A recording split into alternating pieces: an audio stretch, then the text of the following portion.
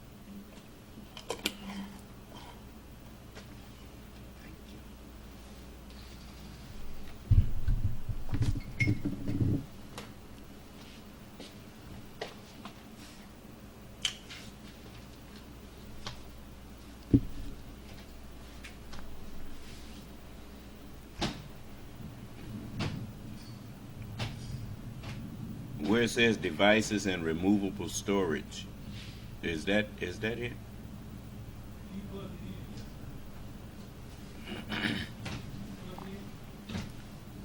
Well, no, I got my phone plugged into it now. Maybe I was looking at the wrong thing. That huh? Yeah. I got properties on there, and then it showed me that, you know. File system unknown. I guess that's the.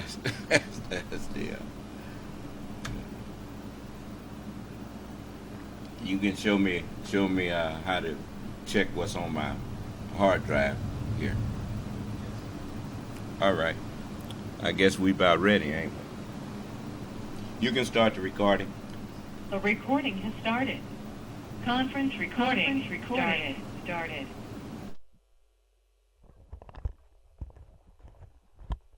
Son of Man Speaks magazine today. With the Son of Man Speaks magazine, you'll receive automotive tips, wholesome recipes, financial advice, and most importantly, a true understanding of the Word of God. Get your copy of The Son of Man Speaks from these select locations. Sisters, Braid 2, 18070 Mount Elliott, the Shell Gas Station, 13110 West 7 Mile Road. To get a subscription, call 601-786-9788. That's 601-786-9788. The Son of Man Speaks magazine, dedicated to becoming free indeed.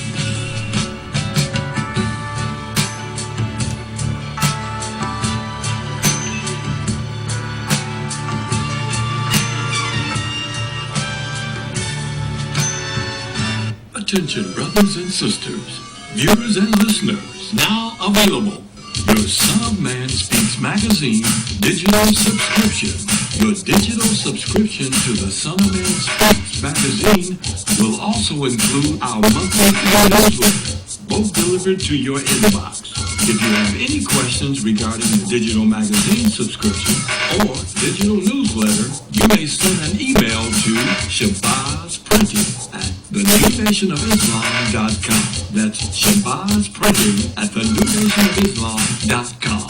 Or call 1-601-786-9788. That's 1-601-786-9788. You can also subscribe online. Visit www.thenewnationofislam.com and click on the magazine tab to register for your online subscription. To make your online tithes, offerings, donations, gifts to the Son of Man through Cash App, make your payment to $New Nation of Islam. That's $New Nation of Islam. Or call 601-786-7056. 601-786-7056. We would like to invite you to help support the efforts of the Unity and Rebuilding Fund. Visit the website at www.unityandrebuildingfund.com. That's www.unityandrebuildingfund.com. We often hear how we need to work together to rebuild the city, and we're actually doing it. You can make online donations and click on links to track the progress of the Unity and Rebuilding Fund. And for more information, 313-868-0000 is a local number. Again, 313-868-0000. Support the Unity and Rebuilding Fund. Year-Around Landscaping has been serving Metro Detroit for over 20 years, offering various landscaping, lawn care, property maintenance, and home renovation. Our professionalism has earned us an outstanding reputation, while our creativity, integrity, and dependability have kept our clients returning and referring us to others. At Year-Round Landscaping, we prioritize quality customer service. We treat every client as our only client before, during, and after providing our services. We believe in building solid relationships with our clients and ensuring their satisfaction. Whether you need a complete outdoor makeover, indoor renovation, or routine maintenance, we have the expertise and resources to deliver outstanding results. Our team is committed to providing exceptional service and completing every project to the highest standard. To schedule an estimate or consultation, please call us at 248-843-6139 or visit our website at yearroundlandscaping.net. Year-Around Landscaping. One source, unlimited resources. SOS Graphic Design provides agency-quality professional graphic design services from established companies to startups and individuals, creating a simple logo to complete rebranding and delivering visual communication with print media. Everything SOS Graphic Design does has a single unifying objective: to set your business apart. We are at your service. Call 313-342-2166. That's 313-342-2166 or online at www.sosgraphicdesigns.com.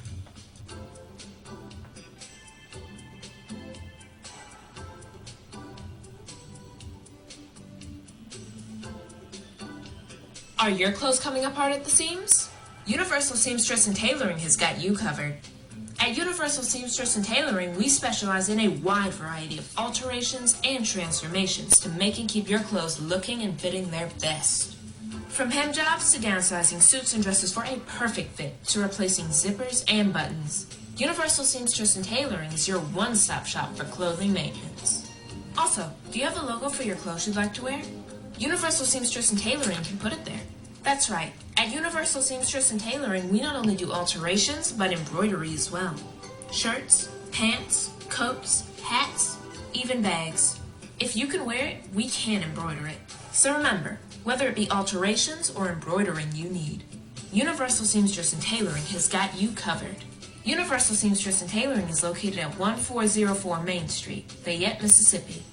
Come and see us or give us a call at 601-786-0540.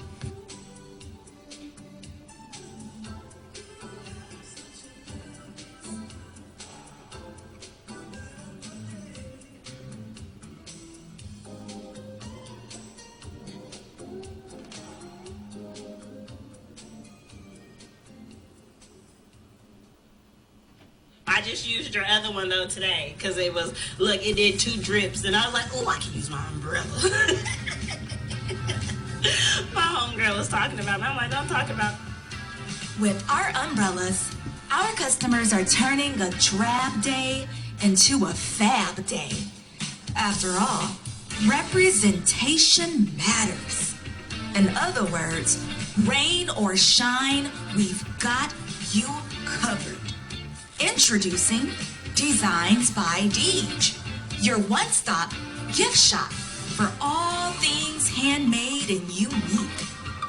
Our products range from our most popular umbrellas, blanket and pillow sets, handmade coasters, and other statement pieces that showcase the beauty of our melanin and natural hair in a beautiful and empowering way. You can find our brand at the sister shop locations in New Jersey and Atlanta, Georgia, or you can visit our website, www.designsbydeej.com. Again, that's www.designsbydij.com. HandmadeClothing.com.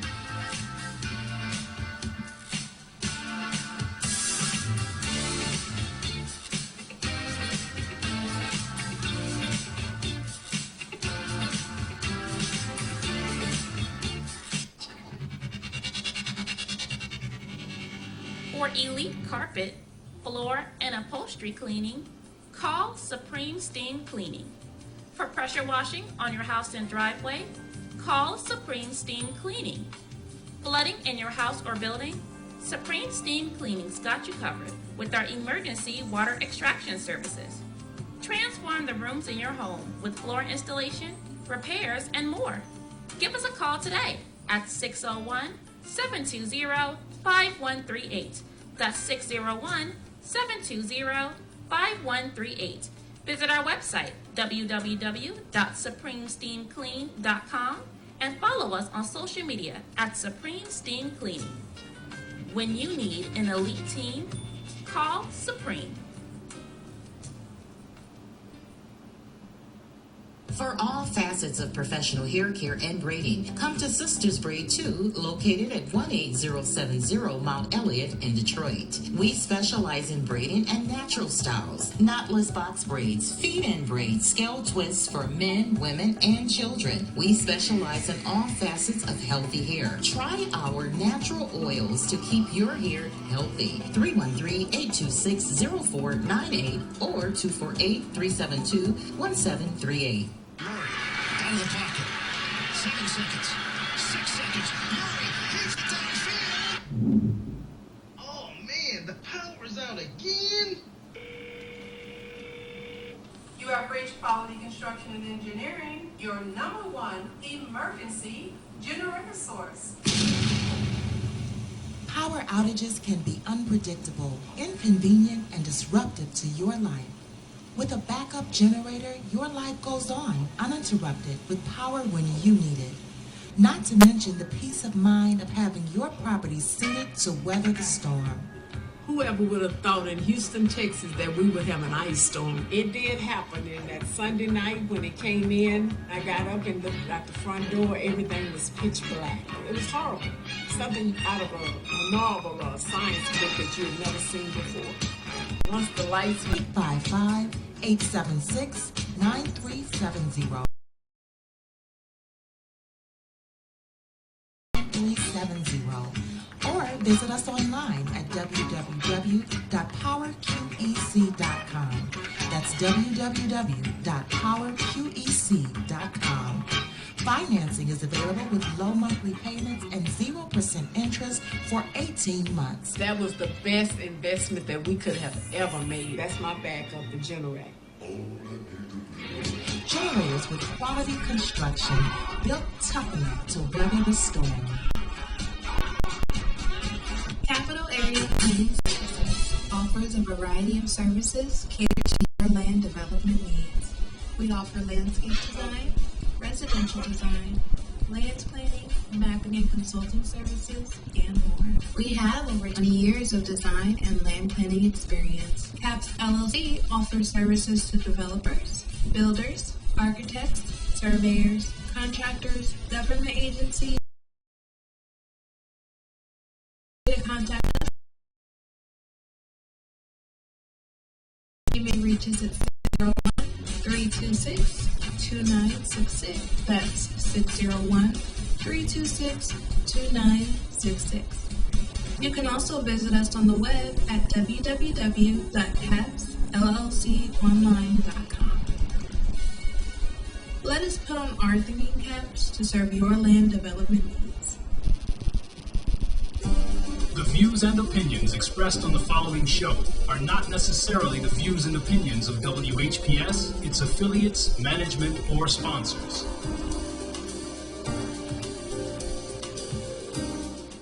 Brothers and sisters, are you tired of reading the Holy Scripture and not really understanding what you read? And if you're reasonably sure, have you ever tested that what you feel you know with someone that has a different view than your own? Then let's talk with one another. Then let's reason with one another on a Scriptural Discussion with the Son of Man every Wednesday at 9 p.m., Friday at 9 p.m., and Sunday at 12 noon.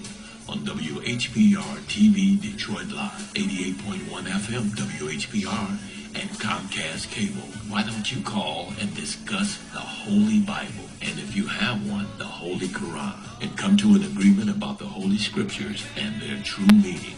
You can call in live on the air at area code 313-868-4336, 313-868-0342, or 313-868-0351. That's 313-868-4336, 313-868-0342, or 313-868-0351. And now, let's go live with a scriptural discussion with the Son of Man.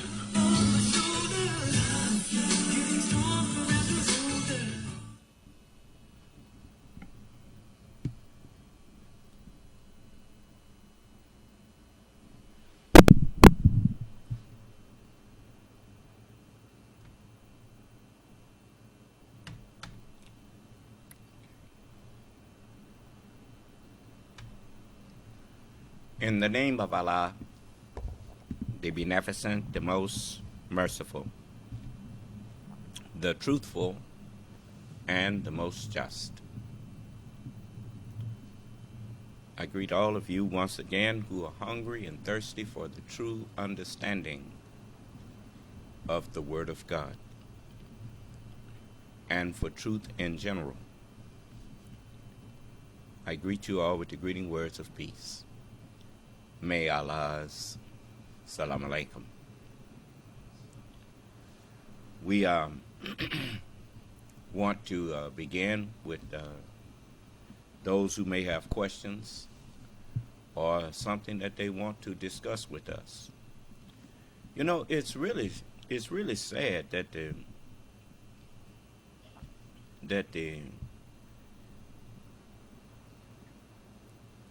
technology is crippling most of us.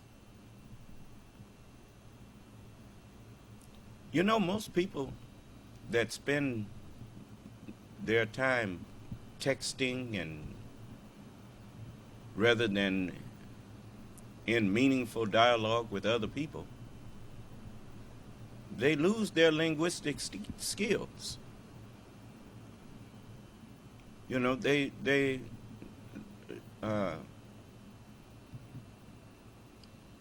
their minds are in regression. And you know, it's you know, I mean, I found that out. If you notice, a good example of that is Donald Trump. He can't hold a real substantive conversation with anyone. You know, he get up and embarrass himself in front of the. You remember he embarrassed himself in front of the United Nations when he was speaking to them. It's really sad.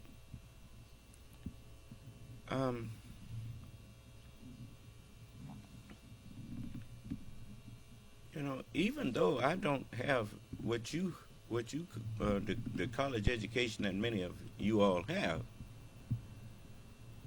I can hold an intelligent conversation with people. You know, it's really sad that these technological advances are bringing about the downfall of the society.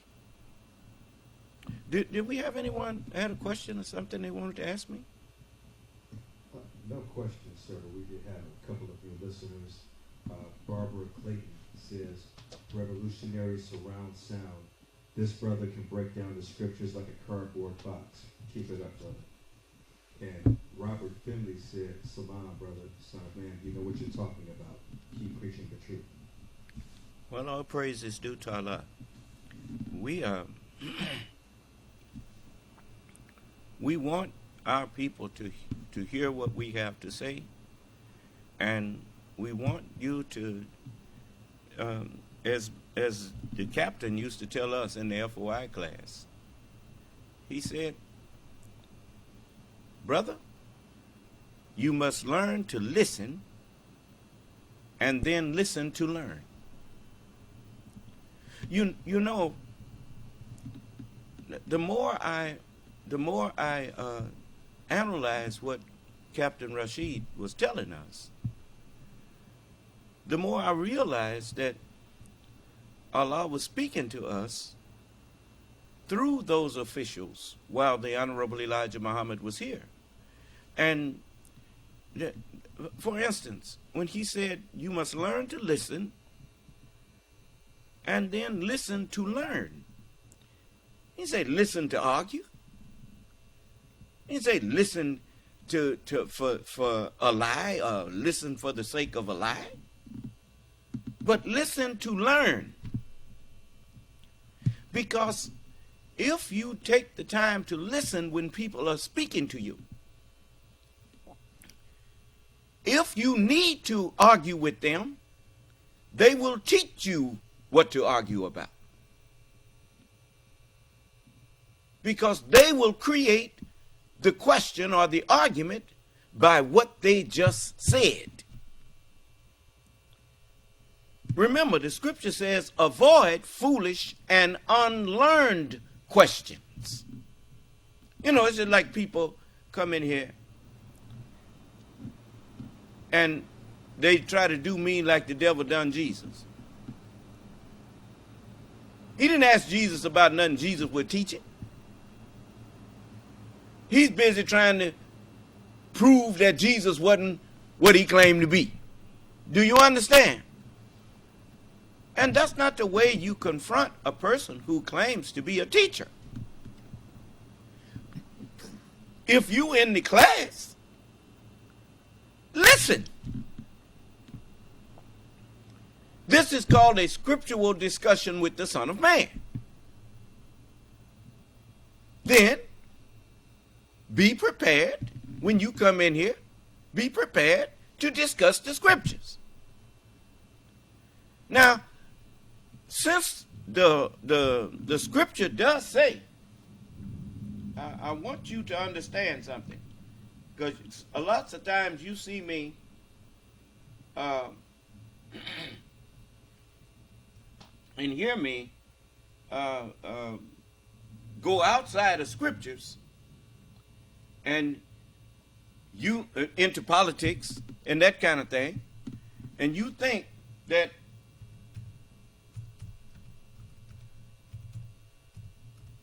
I'm, you know, I'm dabbling, I done got out of my lane.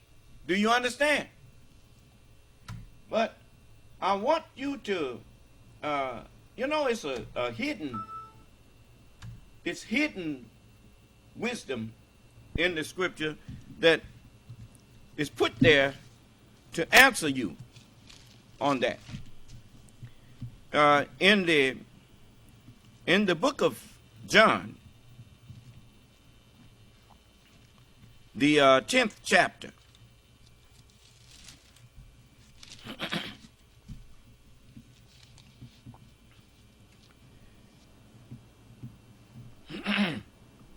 and I'm going to start there.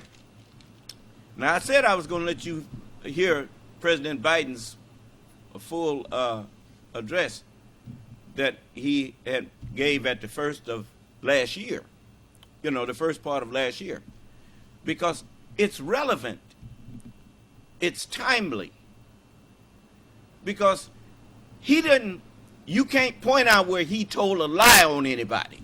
Do you understand? He just told the people the truth. It's just like, if I stand up, I want white people to listen to me. You know, the more you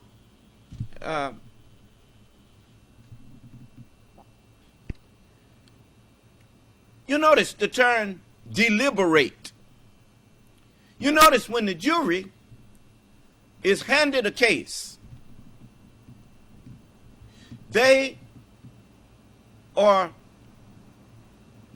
excused to go into the jury room and do what is called deliberate. And when they get into the deliberation room, they start discussing what they heard as evidence and took notes as evidence. They start going back over it. Do you understand?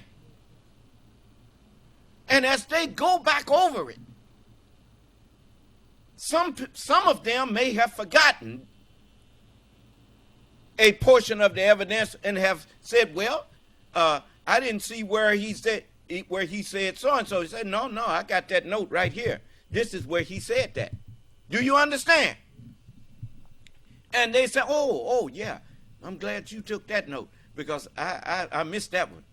And before it's over with, after they have thoroughly went back over and over and over, then they come to a first vote. Do you understand? Well, they come to a first vote when they first get in there. But then after they talk about it, some have to be convinced of guilt. Some have to be convinced of innocence. But the only way to convince them is to remind them of evidence that was presented. And when you say remind them, that is where the Holy Quran comes in. Surely reminding prophets. Prophets, those who want to do justice. I didn't hear you. Okay. Now, I want to say this to you. Especially the Caucasian people, that if you can forget that I'm a black man for a minute, and one way you can do that is kind of like when I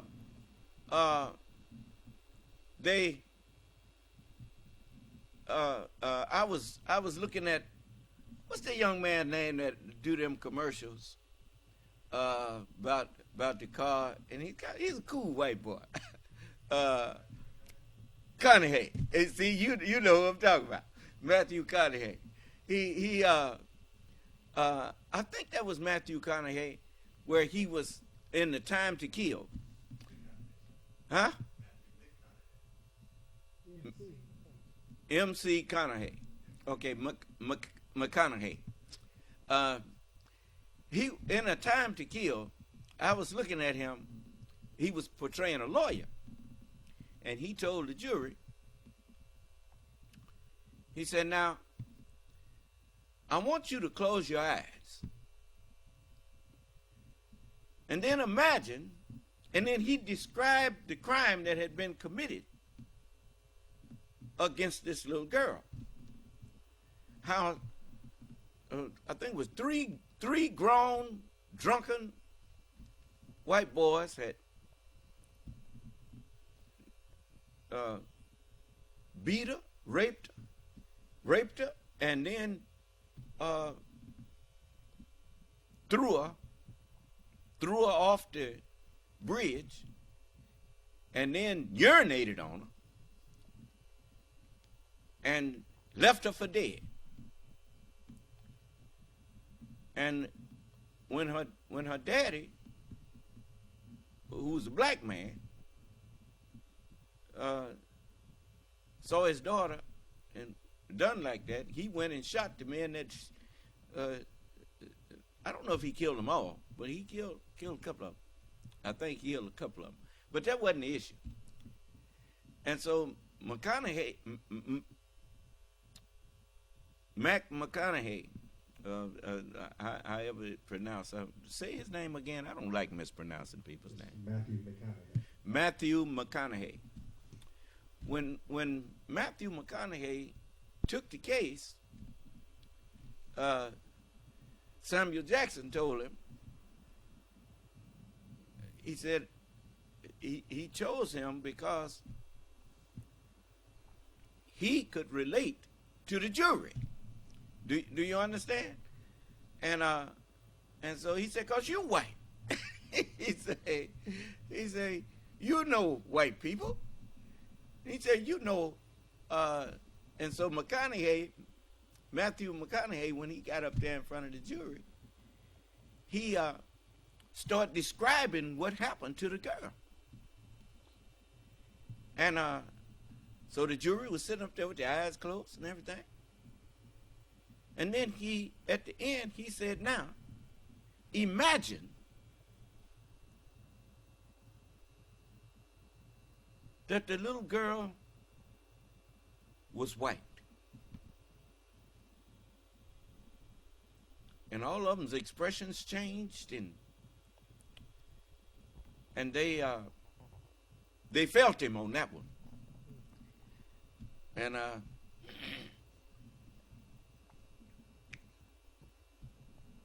so I wanna borrow that. Forget that I'm a black man telling you this, because I told you I want to help you save your union, your country.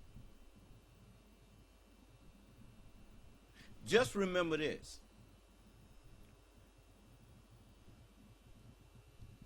My high school, my elementary education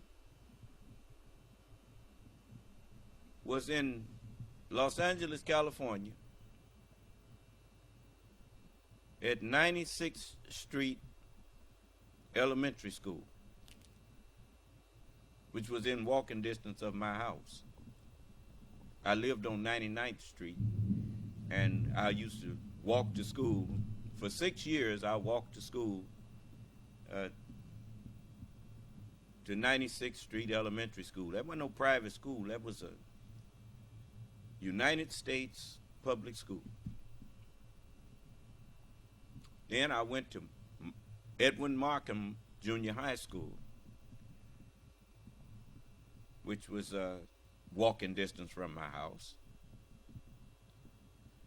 It was on around 105th and Compton Avenue.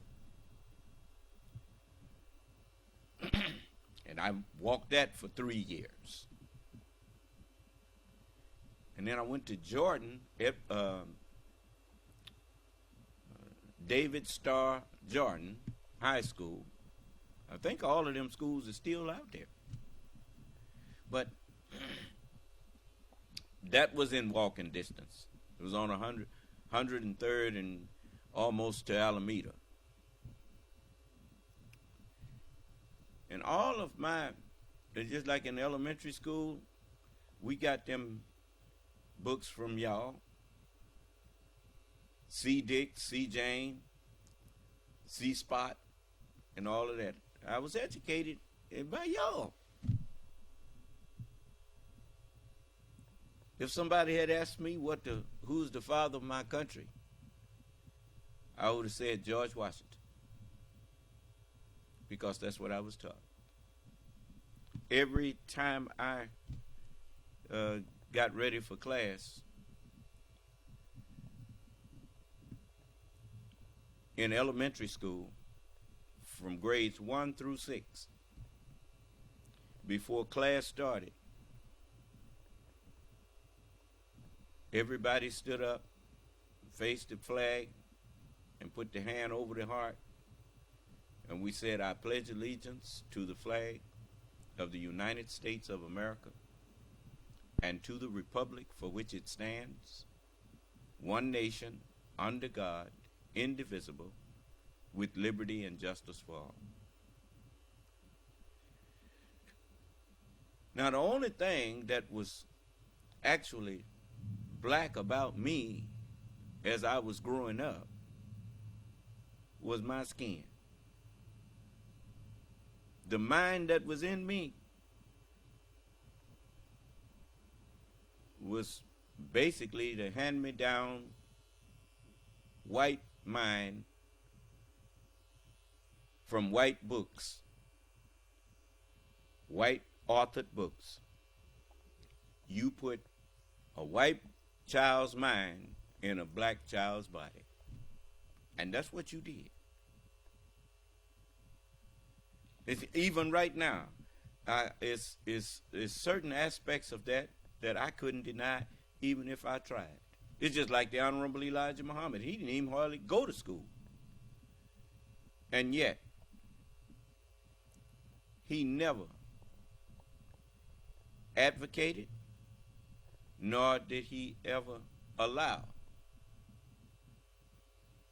any of his followers to take up arms against the United States. He even said that this is a great country. And he said, and if they was going to come here and take it away from the Native Americans and build up a great country like this, he said, I say they should have come here a long time before he did come. He should have had it first. Do you understand? That's what he meant by that. He didn't mean he should have came and just took it from them, but he should have been the first one had it. Do you understand? Okay. He also said that he respects the American government. He said, I could get into Russia today. He said, but I respect the American government and I will not go to their enemies seeking help. I don't need them. That's what he said.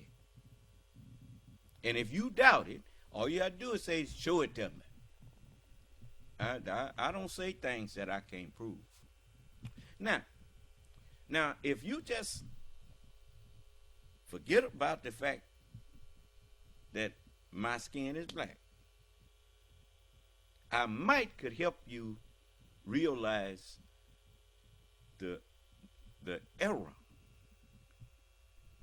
that you have been making since 2016.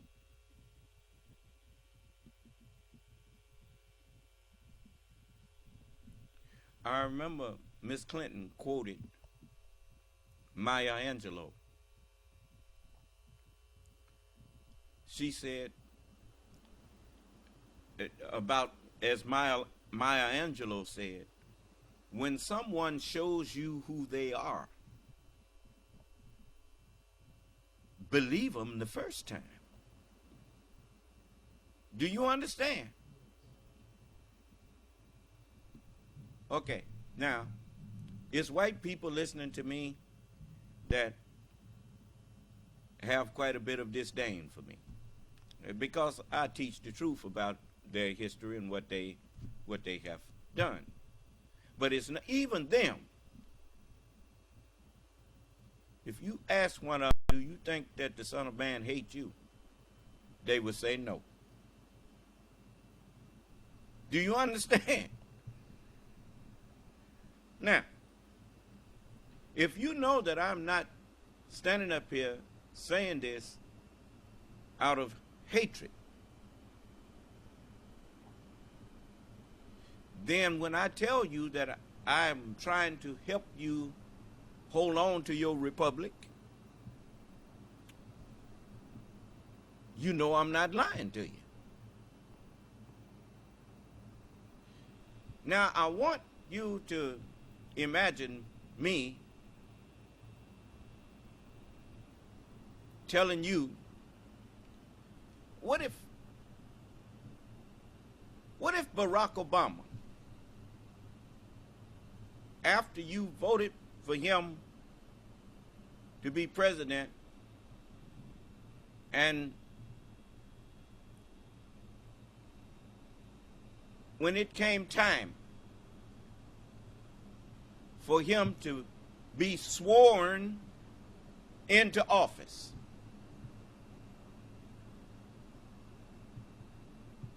what if he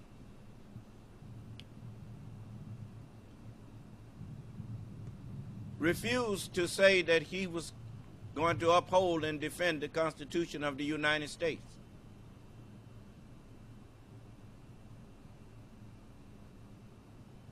Would you have let him still be president? Could he be president? Did you see Django? Come on, come on. Now, Django Unchained. You remember when Leonardo DiCaprio told Mr. Schultz? He said a deal in this part of the country ain't no deal until we shake hands.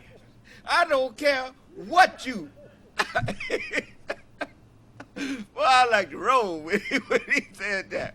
But he said, if you don't shake out my hand, then I don't care what kind of paper we sign. The deal ain't over until we shake hands. Do you understand? And that brought me back to understand, well, you know how people say we struck a deal. I mean, we struck hands on a deal. What's the first rule in dealing with the devil? That's why Allah said, don't strike hands. Don't strike. Don't be not a striker. Do you understand? You strike no deals with people. Let your yea be yea and your nay, nay. Huh? Anything more than that is of the wicked one. Okay. But anyway, see how the scripture connects to all of these things? Now, I want you to, you know good and well, if John Roberts, is that his name? The Chief Justice, has stood up there and told Barack Obama, raise your right hand and put your left hand on the Bible. I think Barack Obama had both the Bible and the Holy Quran up there. Or did he? I don't know. But anyway, he put his hand on one of them books, and he took the oath. But what if he had said, I can't take that oath? The Supreme Court justice would have told him, well, if you can't take that oath, you can't be president. I didn't hear you. And the whole country, you know good and well, you would have backed him up on that.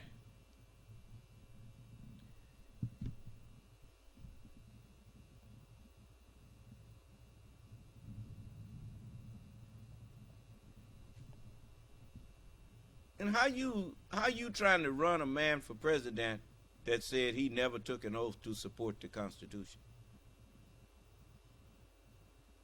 Donald Trump let that come out of his own mouth in his proceedings in Colorado. His lawyer representing him told the judges, as Donald Trump said, that he never took an oath to support and defend the Constitution. So I guess Barack Obama's prophecy about him came true. He never was president.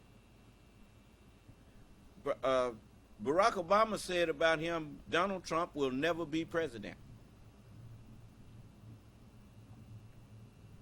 How do you be president if you don't take the oath to uphold and defend the Constitution of the United States? Will you come in here and explain to me how uphold don't mean support? Will you come tell me that? Explain it to us. And then explain to me, why are you still trying to put him back in that office?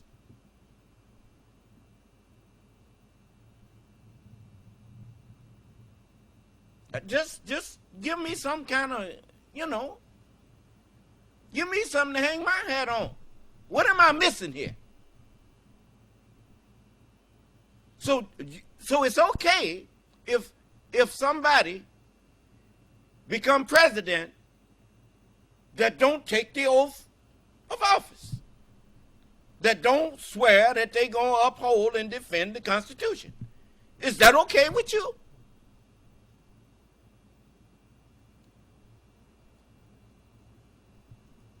I know it's okay with the rebels. I know it's okay with those who flying them rebel flags.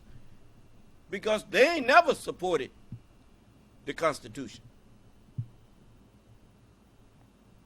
That's why we have all these. We had to have all these extra articles, amendments to the Constitution, because they wasn't obeying the Constitution. I mean, here we born in the USA, but we ain't citizens. That's what it said. And we, as far as they're concerned, we never stopped being a slave, even though slavery was abolished. They fought a war about it. I'm waiting on you to come in here and explain this stuff to me. Come on, let's me and you have a conversation. You love to talk to people. I mean, y'all always go and get somebody that you educated and bring them out there. Well, you educated me, so come on in here and let's me and you talk. But now you don't want to talk about what you taught me. What? What's the problem? See, I owned up to it. I owned up to the fact that I got my 1st through 12th grade knowledge in the school system of America, of the United States.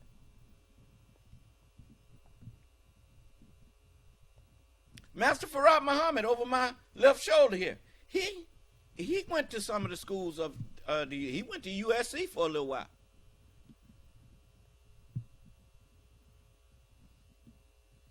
He used to sit around the table listening at white people. They thought he was white too. And he listened at them talking about us. And boy, he took it all in.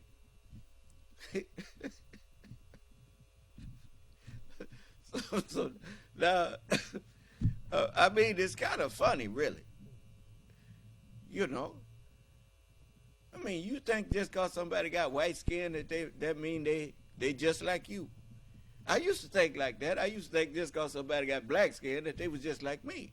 But I know better now. And I'm trying to teach you better than that.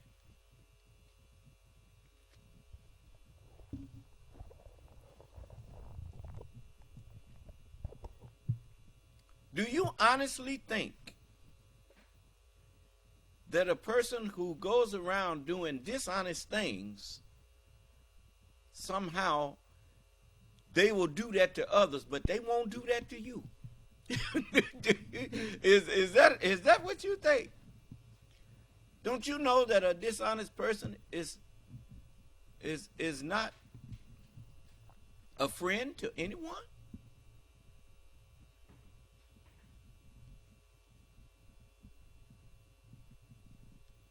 Once you take up that as your marching mantle, dishonesty starts to dominate your deeds and your actions, and what comes out of your mouth.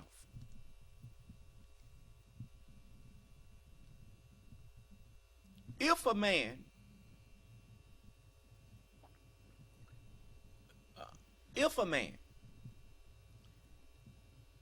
convinces you that lying is okay, if you go along with that,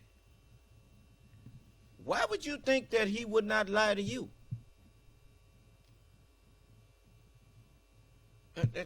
Come on. Let me hear what you got to say on that.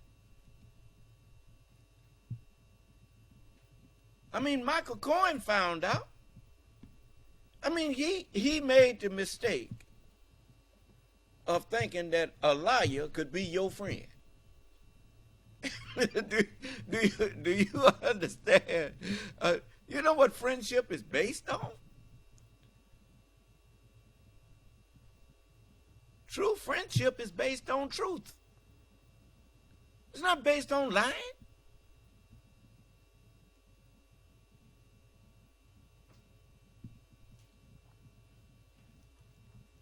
You know know why a lot of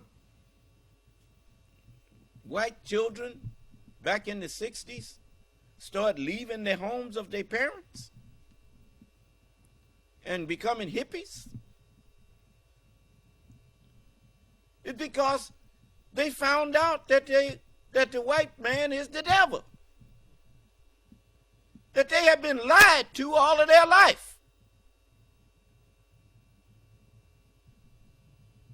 When they got around black people and really, you remember they used to let them play together till a certain age, and then they would tell him, no, you can't play with him no more. Why? You befriend him so you can enslave him. You don't, but you don't take him for no real friend because he's your property. Do you understand?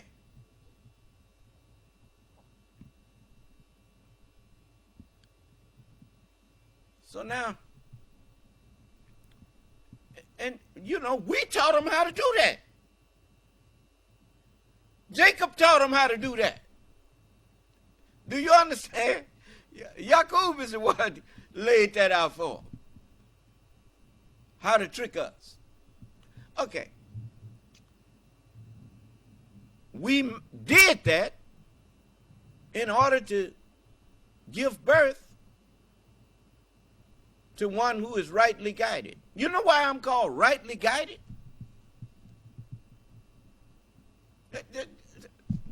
Come on, talk to me. Why do you think the Prophet Muhammad and Jesus and all of them talked about a rightly guided one who is rightly guided was coming?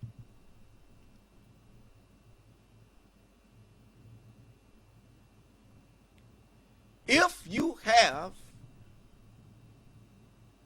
an arch deceiver, that arch deceiver will keep deceiving people until one who is rightly guided comes. And when a person is rightly guided, they can't be deceived by you. That's why the Mahdi, you remember, I told you, my mama and them raised me in the church. I did not refuse to believe in the Bible, but I knew I didn't understand the Bible. Do you understand? And so wasn't no sense in me keep on going down there, listening to what they were saying when it didn't make no sense. I just left it alone. And so I left the church. Not realizing that the reason that I left was because it's not possible to deceive me about God. And I knew that God wasn't behind that stuff, even though I was dead. I didn't realize I knew because I was dead to that knowledge. I didn't know what the Bible was talking about. I couldn't argue with you about what the Bible said. But I knew without knowing that I didn't belong in there. Do you understand? I told you why I used to go to different churches and whatnot, running after some little girl or whatever, but I wasn't going. I couldn't sit there. I used to wait on the Holy Ghost to hit me. I'd sit there and I'd see all of them shouting sometime in that Pentecostal. I went to one of them too. My mother wasn't no Pentecostal. But this sister that I liked, her name was Pat. And her granddaddy was a preacher. And her brother was one of, I could say, one of my best friends. And so I went to the Pentecostal church because they was going there. And so I sit there and I was waiting on the Holy Ghost to hit me. And it just never happened. And I finally came to the conclusion that wasn't nothing. They was, putting on. people was putting on during that, because a lot of them was still drinking beer and all that kind of stuff after, on Sunday shouting, and then during the week doing something else. And so I realized that wasn't for me. The Jehovah's Witnesses, they didn't have nothing either, because they was, bigoted. Trying to hold a conversation with them is like trying to talk to a record. You hear things on a record, and when you try to question the record, it just keep playing.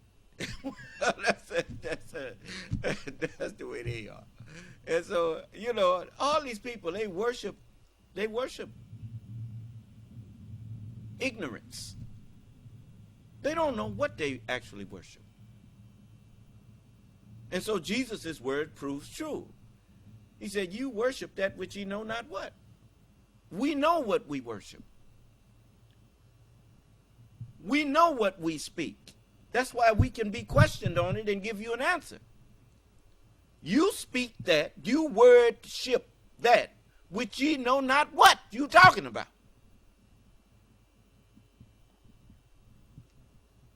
So now,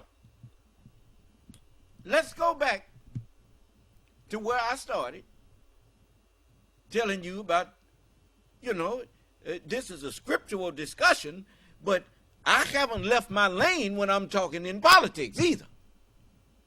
Because the Holy Scriptures deal with everything.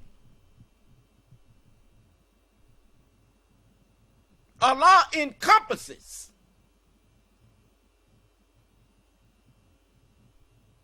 everything of this world in his knowledge. Do you understand? His word is all encompassing. It may not look like religion is connected to politics, but it is. Even George Washington told you that. But you weren't paying no attention. Of all the dispositions and habits that lead to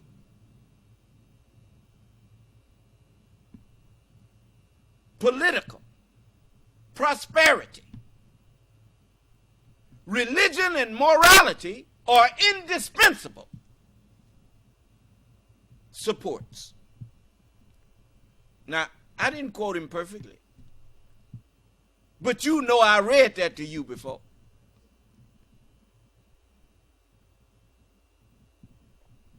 George Washington said whether you are a pious man, or a prophet, or a regular citizen, both should respect morality and religion. Prophets and citizens, regular men, scientists.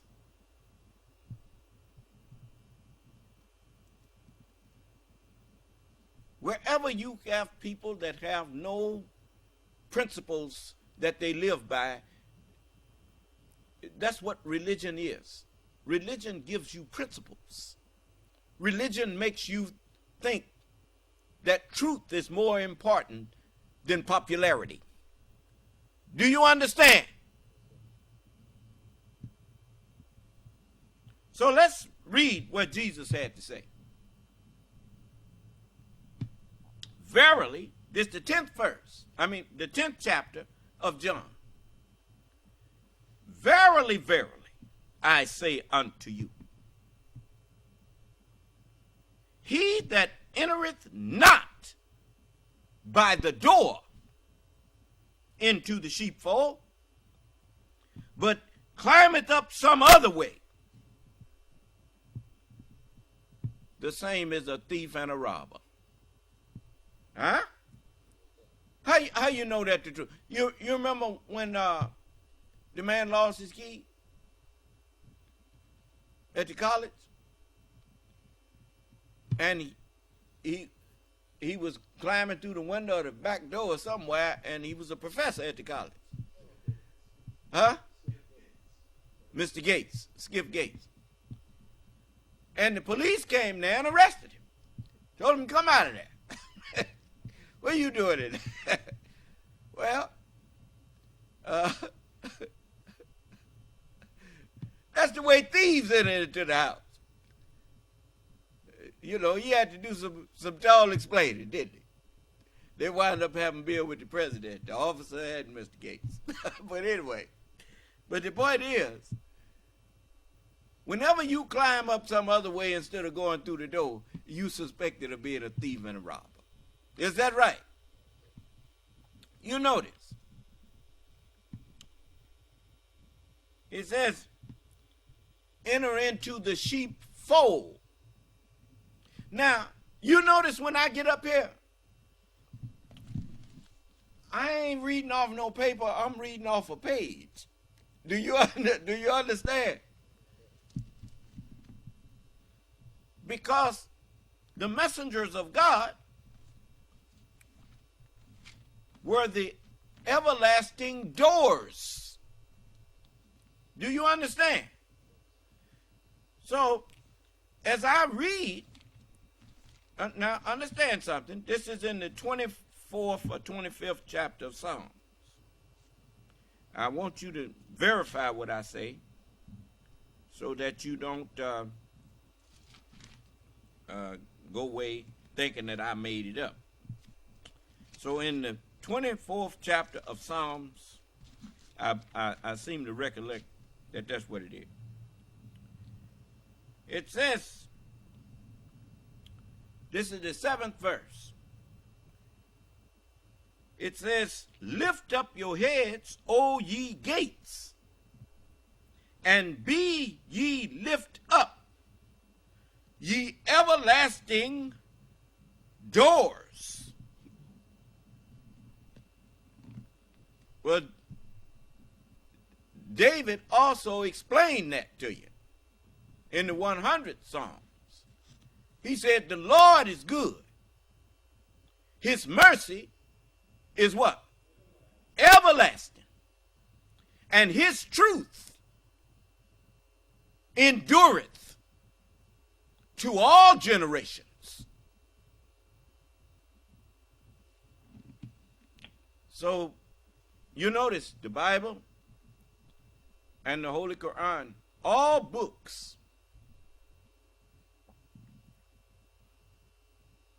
when you look at the very nature of the way the book is made, the book is a rectangle.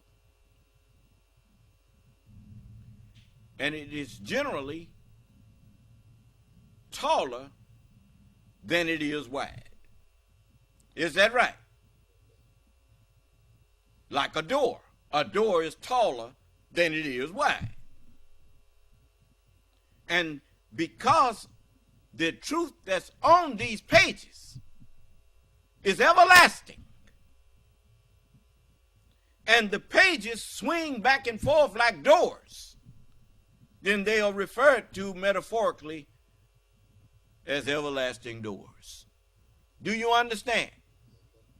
And so he that entereth not by the door into the sheepfold, but writes out his own speech and lays it on top of the door. I didn't hear you. That's what they do. They lay it on top of that. You see him put his paper down on top of the Bible. Huh?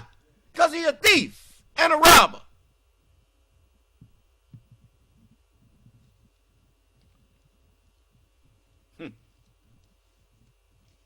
I wouldn't know that if Allah hadn't made me understand it. And he says, but he that entereth in by the door. What am I doing now? I'm entering into understanding straight out the teachings of Jesus here. I didn't hear you. He said it. When the Spirit of truth is come, he shall receive mine and show you the understanding of it. Huh? Am I not receiving his words? As I'm reciting them, they go into my ear just like they go into yours. But when I recite them to you, you don't understand them. But I can receive them and then give you understanding. I'm receiving and showing it unto you. I didn't hear you? All right. And it says, but he that entereth in by the door, could just as easily say by the scriptures. Because this is the house of God. Since the word is God, then the scriptures is the house of God. And all houses got more than one door in them. I didn't hear you. And when you the owner of the house, you can go in and out all them doors. I didn't hear you.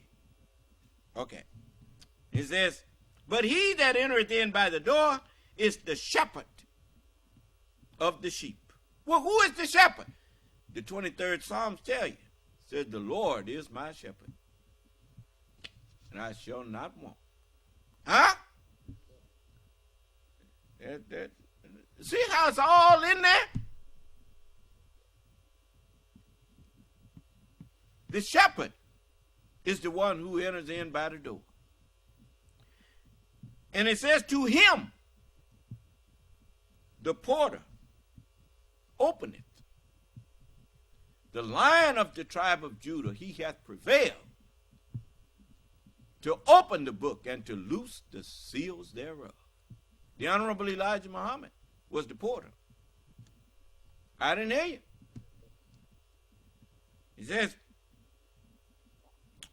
to him the porter openeth. He said, I alone, Allah have raised up to teach a dead man. I'm that dead man that the Honorable Elijah Muhammad was raised up to teach. And he opened the scriptures for me and said, now, read, son. You want to talk to Allah? Read the Holy Scriptures, for he's talking to you throughout the book. And so, to him the porter openeth, and the sheep hear his voice. David said, we are his people and the sheep of his pasture. They heard my voice. Before they revealed this on paper here, they heard it in their mind. Do you understand? And some of it they understood, and some of it they didn't. But Allah told them, he said, if we make you understand part of what we prophesy, or cause you to die, cause you to not understand, you just say what I told you to say. Do you understand? They heard my voice. And as it's written, to him the porter openeth, and the sheep hear his voice. And he calleth his own sheep by name, and leadeth them out. You notice, whenever I lead the prophets out to talk to you, I always tell you which one I'm leading out there. I call him by name. Huh? Well, that's what I do, don't it? All right, then. And it says, and when he putteth forth his own sheep, he goeth before them. Why? Because none of them are forward in my presence. They wait until I give them command to speak. Then they speak. Do you understand? For David ain't speaking right now. Jesus speaking. I didn't hear you. But I can get David and let him come out here and speak. You don't call all the witnesses to the stand at once. You call them one by one, as a fig tree casteth its untimely figs. Huh? When shaken by a mighty wind. So, it says, and the sheep follow him, for they know his voice. Well, they have no choice but to follow me. They was told to aid me. How you going to aid me if you don't follow me where I go? I didn't hear you. And these follow the Lamb whithersoever he goeth. Huh? And they are virgins. That's right. They never accepted religions of this world. and no one was able to open up and have a real substantive conversation with any of these prophets. They were above you. You could not reach them. Do you understand? Then it says, so they were virgins. Then it says, and they know his voice. And a stranger will they not follow, but will flee from him. For they know not the voice of strangers. And if they wasn't fleeing from the preacher, he wouldn't have to write no speech or no imam and all them people. They wouldn't have to write all these extra books. Why they got them extra books they teaching you out of? Because the messengers of God flee from them. Do you understand? They say, I don't know nothing about what this man talking about here. Show me that in the book. And he can't show it to you. That's what I told you about. You call the United States the great Satan. Well, that's one thing. But when you open up the Holy Bible, you don't see no footnotes in the Bible. He knew he had no business putting no footnotes in there. That don't mean he ain't been messing with it. But he didn't want to get nobody just no open evidence against him.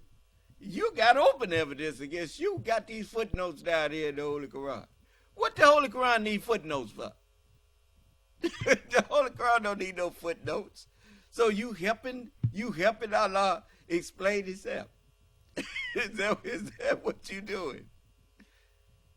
No, man. You ain't had no business putting no footnotes in the Holy Quran. Allah sent it down fully explained. And if he sent it down fully explained, what did he need footnotes for? But anyway, let's go back to the 6th verse. Now this parable, see, it was a parable to you. It was plain to me. It wasn't no parable to me. Plain to me.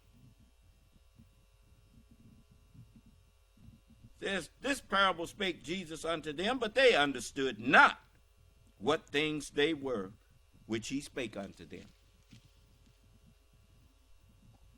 No, because the book was sealed up. And it was not going to be understood until I got here.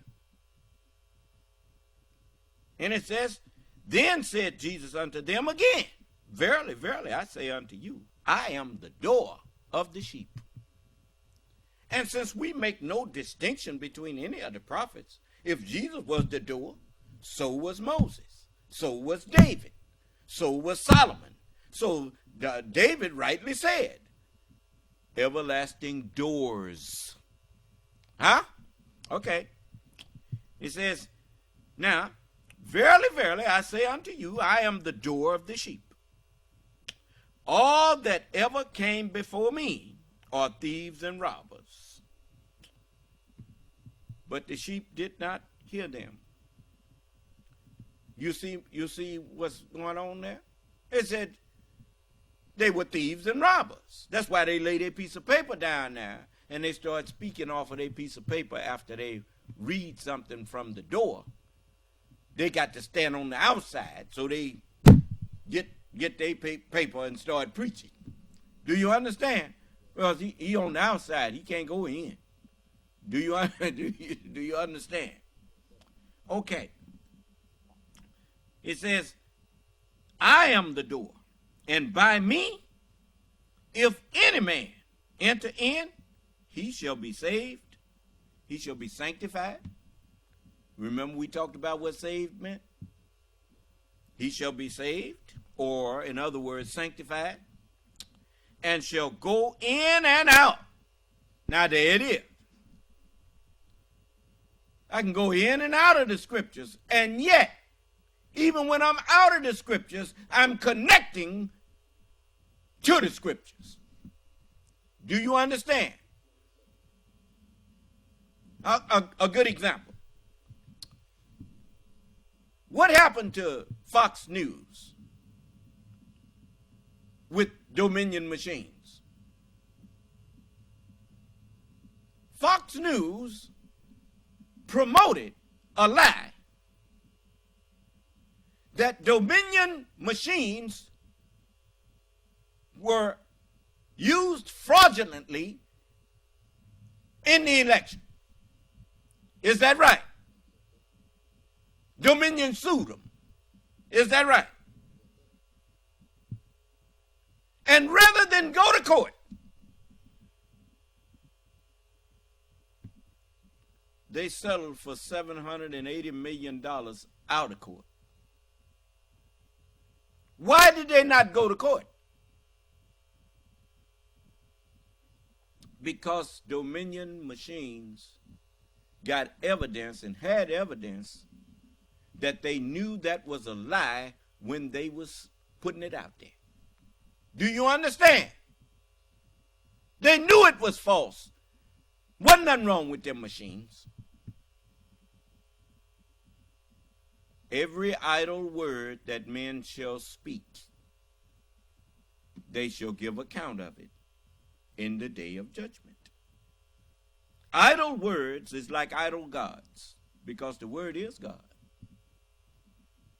And an idle word is a false word, like an idle god is a false god. Do you understand? But you can't get away with idle words in the day of judgment. Now, how do you know you in the day of judgment? You in the day when a man is standing up talking to the whole world, who his title is Son of Man.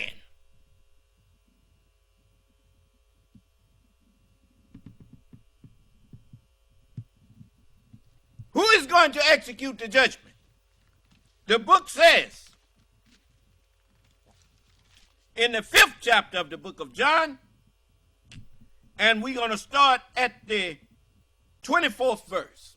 Verily, verily, I say unto you, he that heareth my word and believeth on him that sent me has everlasting life, and shall not come into condemnation, but is passed from death unto life. That's me.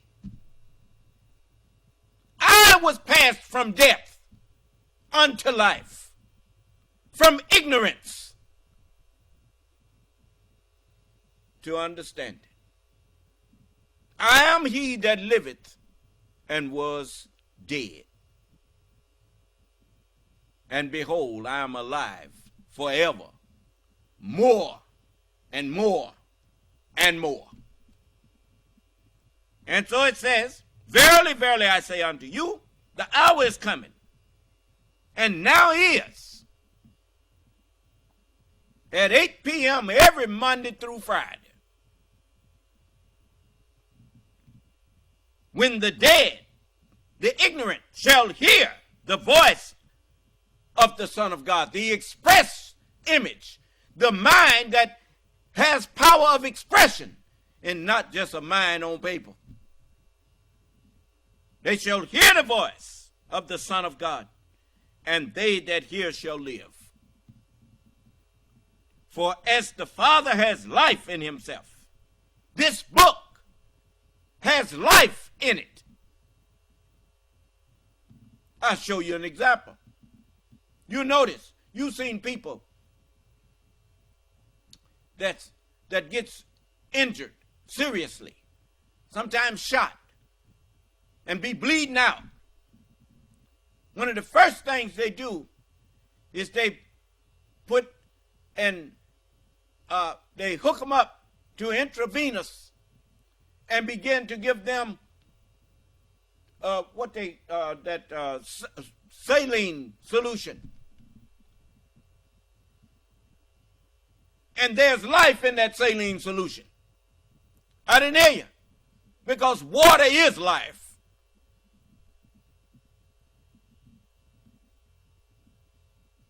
And so it says, well, Allah hooked me up as the Honorable Elijah Muhammad. Allah, in his person, hooked me up to the Holy Scriptures intravenously.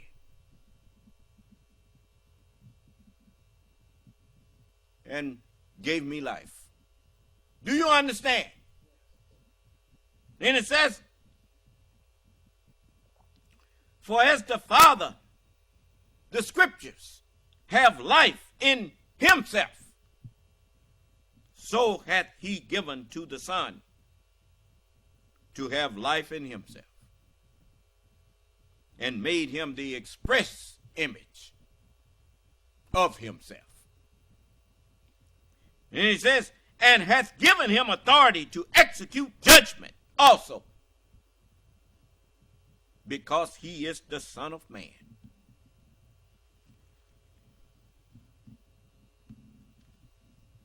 You know somebody else standing up telling the whole world they the Son of Man and that they the Lord and that they judging you other than me?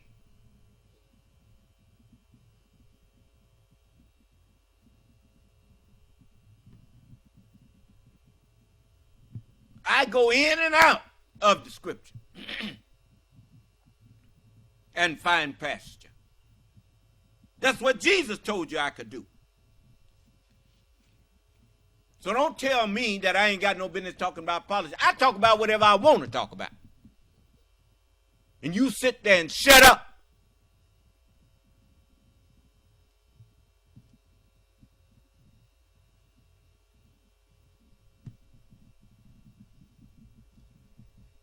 Now, the Holy Quran says the same thing. In the 28th chapter,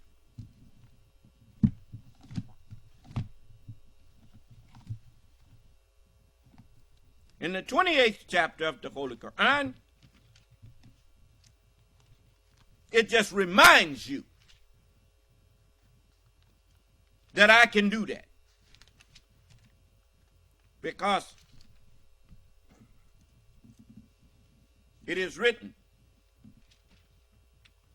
that Allah is the Lord of the heavens and the earth. I didn't hear you. Okay. In the 28th chapter and the 51st verse, the truth of Revelation, section 6, it says, and certainly we have made the word to have many connections for their sake, so that they may be mindful of their duty. Huh? The word is so important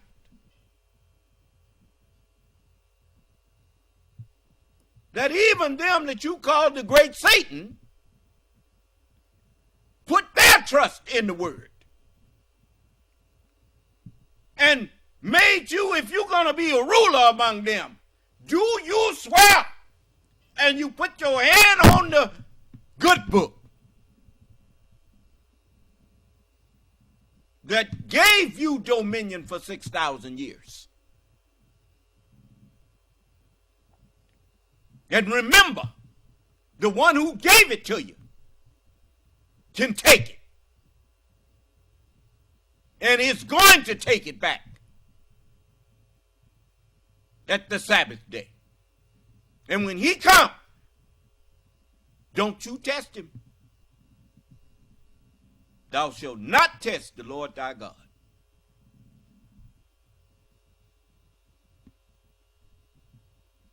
But you know what that man say on Blade? You always got some fool that think he can ice skate uphill.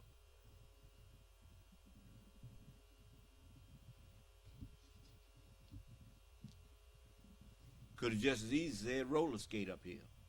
Same thing. If you knew anything about skating, you know you don't skate uphill. Gravity won't let you. Do you understand?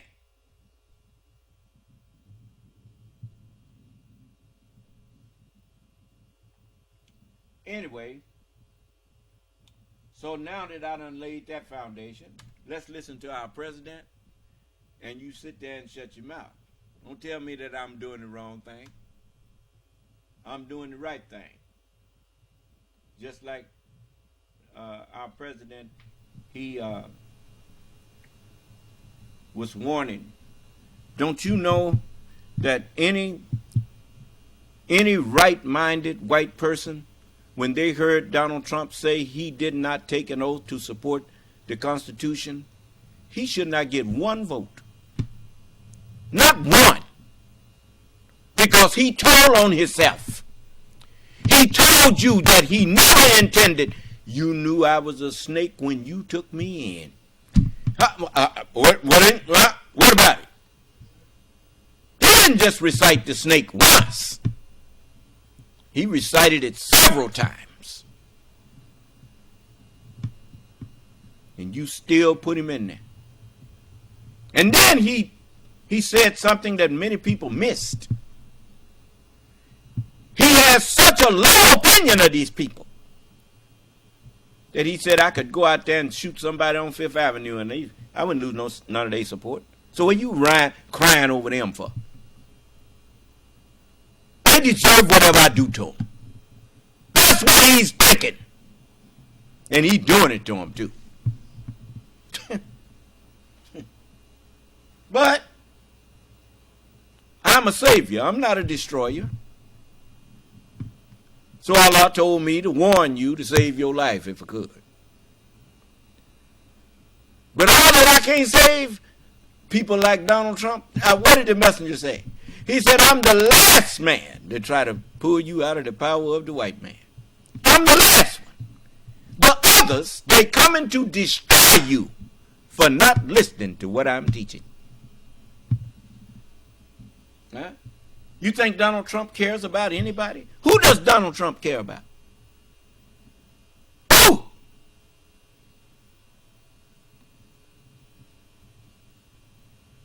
And the people who follow him are just like him. They don't care about nobody either. So Allah linking them together. Burn them bundles to burn them. Do you understand? Yeah. Now let's listen to a decent man.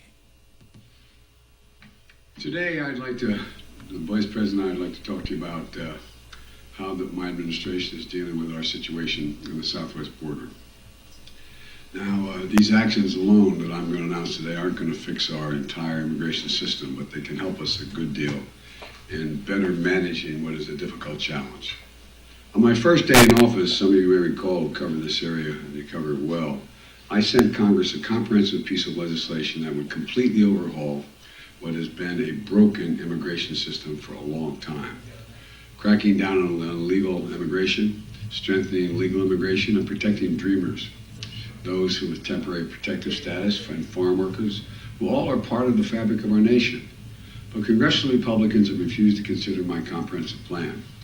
And they rejected my recent request for an additional $3.5 billion to secure the border and funds for 2,000 new asylum personnel, another asylum officers and personnel, and 100 new immigration judges, so people don't have to wait years to get their claims adjudicated, which they have a right to make a claim legally. And the failure to pass and fund this comprehensive plan has increased the challenges that we're seeing at our southwest border. No one knows this better than the Vice President. And to truly understand what's happening there, it's important to step back and see the bigger picture here. You know, I know it's hard to see, but because our politics has been so divisive, you know it's getting much better, you've all observed, but it's been so darn divisive that it clouds the picture. Now is finally the right time to visit the southern border. Republicans have been calling on you to do this since the beginning. Because Republicans haven't been serious about this at all. Come on. They haven't been serious about this at all. I wanted to make sure that I knew what the outcome, at least the near outcome, was on Title 42 before I went down. We don't have that yet, so I had to operate. I don't like Title 42, but it's the law now. I have to operate within it. My prediction is, particularly insightful about this. Title 42 is going to go away before the end of the year in terms of the Supreme Court, my prediction. And then we're going to have to use Title 9, or Title 8. 8, right? Am I right? Yeah, Title 8. 8, 9. And which we can implement what we're doing here, plus some other things. But so I wanted to make sure there was a rational way in which we could begin to announce it. But I couldn't wait once the Supreme Court ruled that they're not going to make the final decision on Title 42 for some time, and for another, who knows, probably not till June, in that range. Oh, I don't know that for a fact, to be able to lay this out. But look, my Arcus is waiting to impress you all kidding aside. Let me close with this. Our problems with the border didn't arise overnight and not going to be solved overnight. It's a difficult problem. It's clear that immigration is a political issue, that extreme Republicans are always going to run on it. But now they have a choice. They can keep using immigration to try to score political points, or they can help solve the problem. They can help solve the problem and come together to fix the broken system. Before Congress adjourned for the holidays, some Democrats and Republicans, a few of them, got together, both sides up in the Senate, and decided they were going to put together a comprehensive plan on immigration. But the Republican leadership and other Republicans, I don't know who did it, rebuked it and rejected it out of hand. It broke up. Just like they rejected my plan 2 years ago. Just like they rejected my recent request for an additional $3.5 billion to secure and manage the border with more holding facilities, better transportation, additional funding for 2,000 new asylum officers and personnel, 100 new immigration judges to more rapidly adjudicate for people when they come here, and how much, and so much more. Think about it.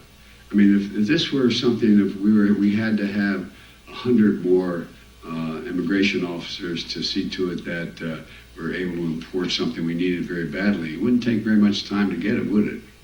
It'd be real done. Or conversely, if there are criminal gangs coming into the nation, but when it comes to immigration, it seems like it's a better issue for them than trying to solve it. Look, we need more resources to secure the border. Yet again, extreme Republicans have said no. Many Republicans agree we should do something. But it's time to stop listening to their inflammatory talk. It's time to look at their record. As I've always done when I'll sit down with anyone who in good faith wants to fix our broken immigration system. And it's hard. It's hard on the best of circumstances. But if the most extreme Republicans continue to demagogue this issue and reject solutions, I'm left with only one choice: to act on my own, do as much as I can on my own to try to change the atmosphere. Now the House has elected a new speaker.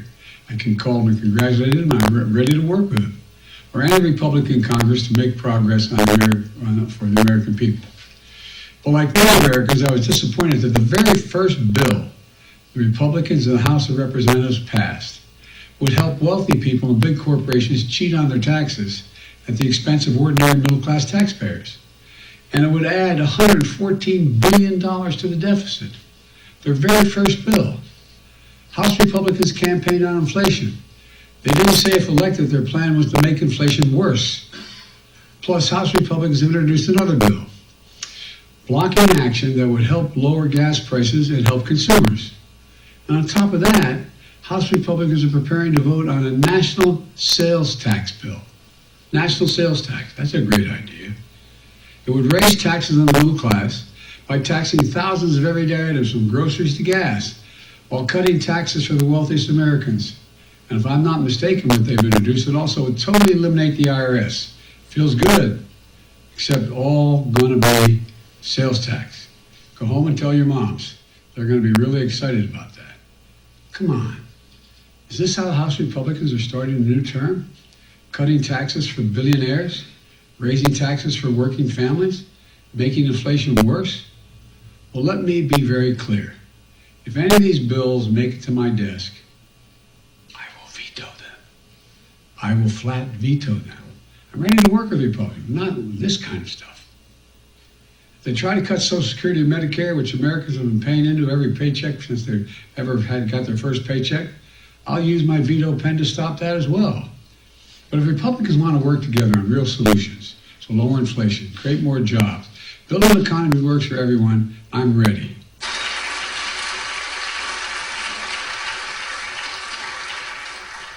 And Senator Scott's not the only one. Senator Johnson of Wisconsin, his own party plan, he laid out Social Security should be in the chopping block every year. But look, in his case, as I said, he wants to do it every single year. Let's remember what this is all about. Some of you are on Social Security, or your parents or grandparents are. You earned it. You earned every single penny, and you paid into every paycheck you ever got. From the time you were a teenager, you had money taken out for these programs. They're more than government programs. They're a promise we made. Work hard and contribute, and when the time's come for you to retire, you'll be there. We'll be there for you to help you out. It's been a sacred trust, a rock-solid guarantee. Generations of Americans have counted on it, and it works. The number of seniors living in poverty has plummeted since Social Security was created. And now these guys want to cut it. I don't get it. I really don't. I don't know who they think they are. We saw on Tuesday night Republicans don't like me being called out on this. They were not very happy with me pointing this out. But their words speak. Look, I know that a lot of Republicans, their dream is to cut Social Security and Medicare. Well, let me say this. If that's your dream, I'm your nightmare.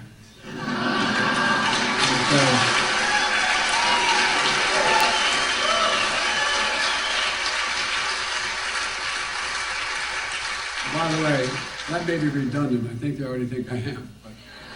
But if anyone tries to cut Social Security, we're going to stop it. If anyone tries to cut Medicare, we're going to stop it. And look, when I called Republicans out of this on the State of the Union, it sounded like they started yelling liar, not all, but started yelling liar, liar. And I said, that means you all are for keeping Social Security? They all stood up and said, yeah. I said, well, we got a deal.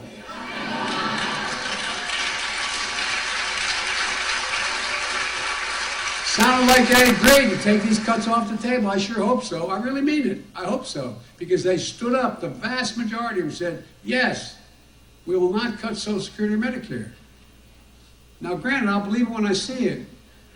But we're going to both lay down our budgets very soon. That's in stark contrast to, by the way, there's an awful lot of really good Republicans. But the MAGA Republicans are a different breed of cat. No, they're not bad or good. They're very different. It's kind of like, in my view, sort of two Republican parties. And I've served a long time. Some of my closest, as that joke goes, it was not a joke, my closest friends in government have been my Republican colleagues in the Senate. And folks in Congress, they want to eliminate a lot of health care coverage, those MAGA Republicans. Increase costs for millions of Americans. And make deep cuts in programs that families and seniors depend on. And that's what's at stake now. 2 years ago, when I was sworn in, the economy was reeling, and the pandemic was raging. We lost over 1 million people. Hard to believe, but over 1 million people. And our healthcare system was at the breaking point. And all the healthcare workers here remember, better than anyone, those dark, dark months as the number of COVID deaths kept rising. Hospitals had to have patients in hallways, literally setting up tents in their parking lots. In a situation where, because everything was full, every bed was full. That's what we're up against when I took office. We immediately got to work.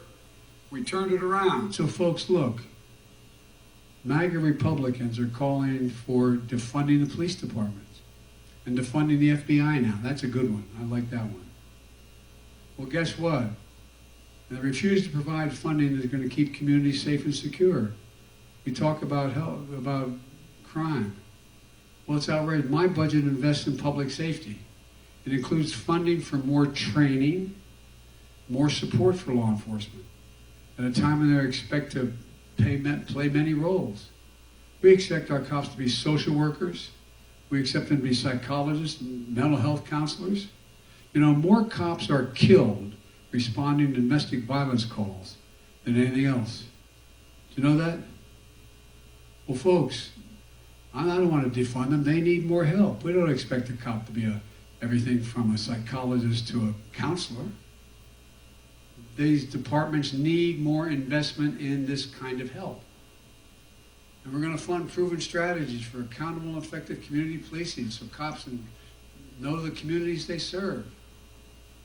And the communities know them. We got to get cops back on the street. Back on the street in the communities they know. where they know the people, where they stop in and they know the guy who owns the liquor store. They know the preacher who runs the local school, the local ministry. They know the person who runs the local grocery store. When we did that in the Biden crime bill, crime just plummeted because they know folks. I remember I was in Wilmington. My son used to be the Attorney General of the state of Delaware. And he'd have his folks go out and knock on the doors. And there was a lady who called who lived on 4th Street. And an area is kind of tough. She had rented one of these old Victorian homes, you know, the kind that have a outcropping on the corner of the... And she could hear the gangs below getting ready to do what they're going to do. But she's scared to death to call anybody because she knows if they found out it was her, they'd be back. So my son made sure the cops gave their phone numbers to the people in the neighborhood with a commitment they'd never say where they got the information. And guess what? Violent crime dropping. She could pick up the phone and call and say, they're outside. I can hear them. They're talking about this they're going to do. Cops need help. There's some bad cops, by the way. What we did, my Justice Department just did in Louisville, Kentucky, was long overdue to put those suckers in jail. And by the way, how many cops you know like bad cops? I don't know many. Not a joke. We're going to provide 100,000 more community policing officers nationwide and invest in tens of thousands of more school nurses and school counselors and mental health help.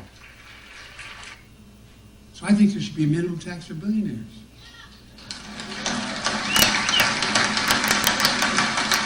No billionaire should be paying a lower tax rate than a construction worker, a school teacher, a firefighter, a cop, a nurse. I mean it. It's wrong. It's simply wrong.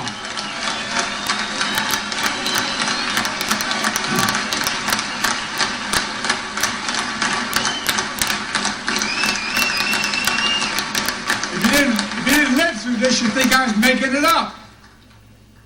Meanwhile, guess what my mega Republican friends in Congress are up to? The Speaker of the House went to Wall Street last week. Proposed huge cuts in important programs, cut all discretionary spending by 22%, including ones I just named. Programs millions of working and middle class Americans count on. At the same time, he and his MAGA Republican colleagues are pushing some tax giveaways for the wealthiest Americans and biggest corporations. They'd rather see kids and seniors struggle to eat what they need. People on Medicaid lose their health care. Veterans lose access to doctor's visits. And that's part of it, by the way, not a joke. Then cut subsidies to big oil that made $200 billion. And big pharma, the wealthiest corporations. We're not even talking about raising their taxes, just stop the subsidies. The same old trickle down dressed up in MAGA clothing. Only worse. Because this time, they're saying if they get their way, they will if they don't get their way, if Biden doesn't agree with them and agree to all the cuts and no these tax increases for others, working people, they're going to let the country default on its debt. This is debt took over 200 years to accumulate. The last administration alone increased the debt by nearly 40% in 4 years. And every single time, they passed the debt ceiling without any question. Default would be totally irresponsible. I mean, it would mean cuts in Social Security, Medicare, higher interest rates for your credit cards, car loans, mortgages. The entire economy would be put at risk. Moody's, you know, that economic operation that comments on the economy, they said the Republican plan would cost us 780,000 jobs. 780,000 jobs. Working and middle class seniors paying the price. The Speaker likes to quote President Reagan. I love these guys, how they selectively quote people, including makeup quotes for me. Well, President Reagan made it clear.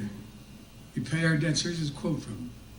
He said, the United States has a special responsibility to itself and to the world to meet its obligations. It means we have a well-earned reputation for reliability and credibility, two things that set us apart from much of the world. And we're doing all this having already, in the first 2 years, reduced the deficit by $1.7 trillion. That's occurred. That's happened, it's done. And the budget I proposed that I proposed back on March 9, I think it was, the first couple weeks of March, that budget, if it were to be passed, would cut the deficit another $3 trillion. $3 trillion over the next 10 years. Unfortunately, I won't say Republican because I think they're pretty well divided, but our MAGA Republicans in Congress are threatening to do all this progress by letting us, quote, default on the debt unless we agree to their demands. The two are totally unrelated. Whether you pay the debt or not doesn't have a damn thing to do with what your budget is. What your budget is. Where you're going to spend money, how you're going to raise the money, what are you going to cut, they're two separate issues. Two. And let's get it straight. We're trying to hold the debt hostage to us to agree to some draconian cuts, magnificently difficult and damaging cuts. But I'll get into that in a little bit. But unfortunately, they're threatening to undo all this progress by letting us default. Their budget that they proposed, that it was attached to their debt ceiling increase, that they've tied it together now. I want to make that clear. You all know this, I know, but for the listeners, they've tied it together. They say we're not going to increase the debt that every president has done for the last 6 million years here. Never had done anything but that, unless you pass our budget as we're proposing. Now, their budget would put 21 million people at risk of losing Medicaid. It would cut federal law enforcement by 28,000 personnel. 28,000, FBI, DEA, etc. It would cut 100,000 teachers and support staff. It would cut 30 million veterans health care visits. And I increased the VA budget because the veterans were in such difficult shape. I hate to interrupt the president there, but I want you to remember something. How do you get the people of the United States to destroy their own government? You have to make it look like the government is not working for the people. How do you make the government look like it's not working? Reduce revenue. When you reduce revenue, you have to reduce the police. You have to reduce and when I say the police force, you have to reduce the teachers. You have to reduce everything, all of the services that governmental institutions supply. And that's what they have been doing. They have been steadily. You remember when they Donald Trump and them just cut $2 trillion. When they gave that $2 trillion tax cut to the wealthy, as they say, that took $2 trillion away from the Treasury of the United States. So what was that $2 trillion paying for? It was paying for the governmental institution. Remember, they told you that they wanted to, Grover Norquist told you, they want to reduce your government down to the size that it could fit in a bathtub. In other words, they want to reduce you to a dictatorship. I mean, when Kim Jong-un take a bath, the government of Korea, North Korea, is taking a bath. When Putin takes a bath, the government of Russia is taking a bath. That's what you want? Every time they say tax cuts, the first thing they do is they had to make niggers out of you. A niggard is a Niggard. That's a stingy, grasping, miserly person that cares about nothing but themselves. Do you understand? That's what niggard is. It's a stingy, selfish, miserly person. The very nature of the Social Security system requires you to not be niggardly, but to understand that this generation that pays into Social Security is actually taking care of a generation that paid it for other generations. Do you understand? And so it's just an ongoing process that everybody, even though you paying it for somebody else, when the next generations come up, the next 2 or 3 generations come up, and you're retired, they'll be paying into your Social Security. Do you understand? And that's how Social Security gets funded.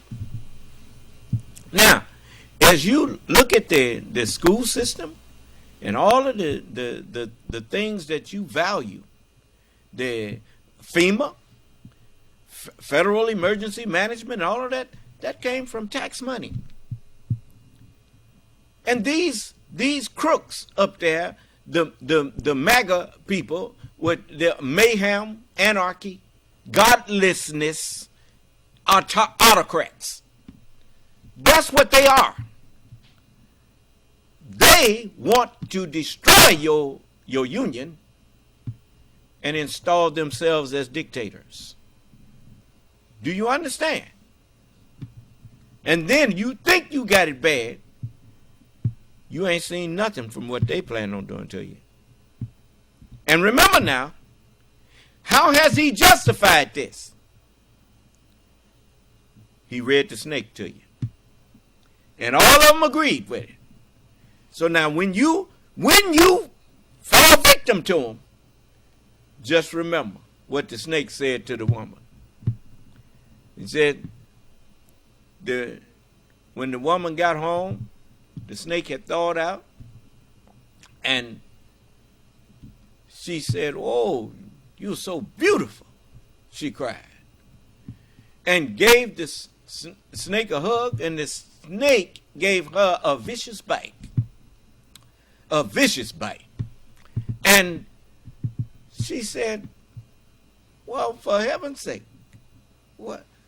I took you in, and you knew that you'd have died by now if I hadn't took you in. You know your bite is poisonous, and you now I'm going to surely die." And he said, "Oh, shut up, silly woman," with a big wide grin on his face. He said, "You knew damn well I was a snake before you took me in this place."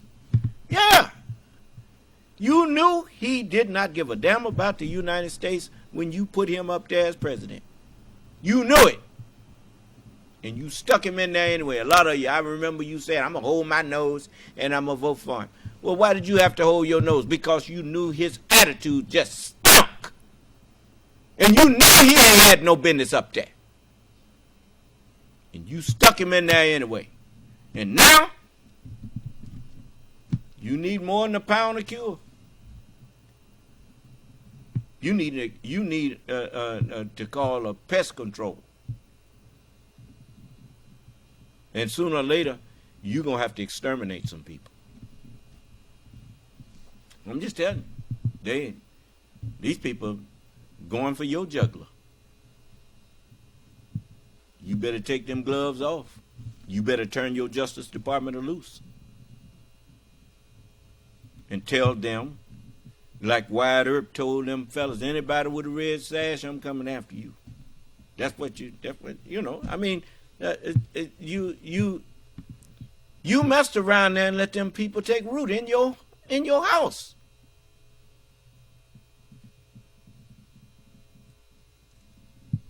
Now you got to get them out of there. Because their goal is your destruction. I hope you're listening to me, white people. This is your country. I can't save it for you. You got to do that yourself. You got to take your government away from these crooks masquerading themselves as senators and as representatives. They don't represent you.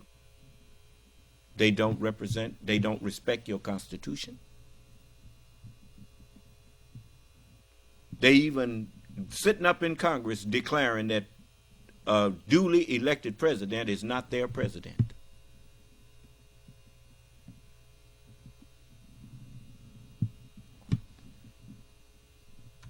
Trouble getting appointments and the like.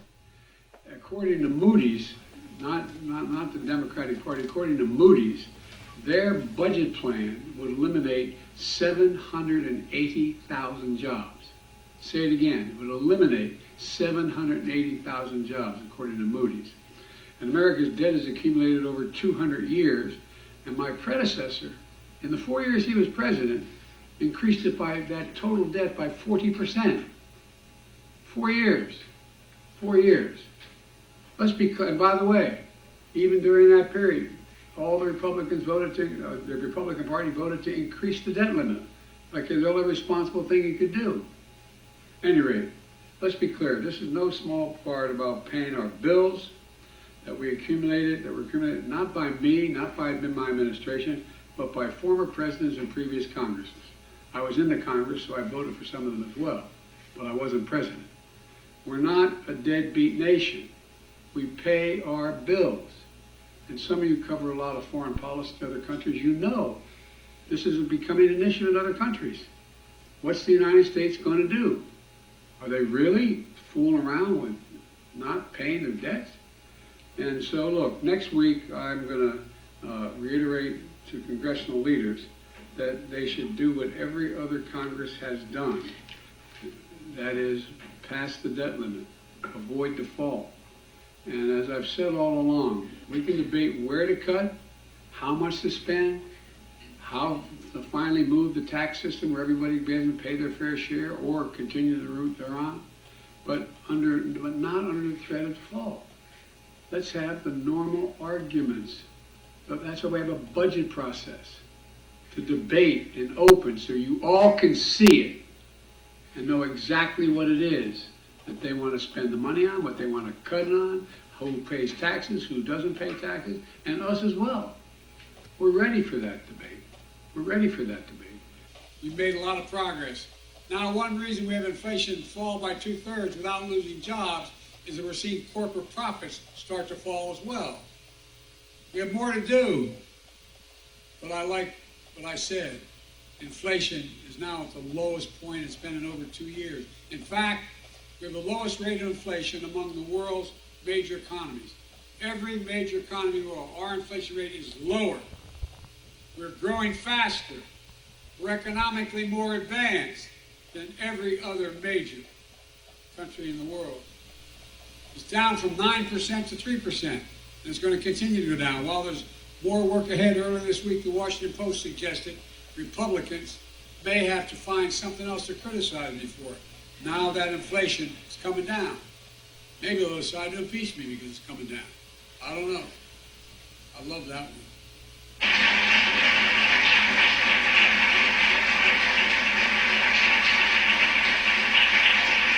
Folks, there's a lot of really great Republicans out there. I mean that sincerely. But we'll stand up to the MAGA Republicans who voted against the Inflation Reduction Act and now are attempting to still repeal it. In the name of the MAGA Republicans who have been trying for years to get rid of the Affordable Care Act, deny tens of millions of Americans access to quality, affordable health care. Today is the start of a new deal for patients where Big Pharma doesn't just get a blank check at your expense and the expense of the American people. On my watch, health care should be a right, not a privilege in this country.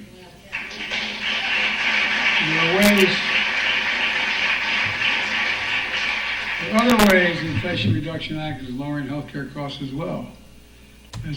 You know, when he said health care should be a right, that is it goes all the way back to the Declaration of Independence. Because if your life is a right, And as the Declaration of Independence declared, that we hold these truths to be self-evident, that all men are created equal and are endowed by their Creator with certain inalienable rights. The right to life. If you have the right to life, how can you not have the right to health care that would preserve that life?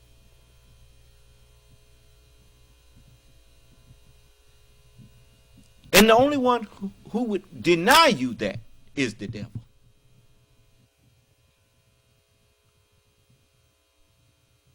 But it's not one person sitting in Congress, I bet you, that has refused the health care package that they getting from the taxpayer money. I didn't hear you. That's why Ted Kennedy, he supported the Affordable Care Act, and he also said that every American citizen should have access to the same quality health care that the members of Congress have.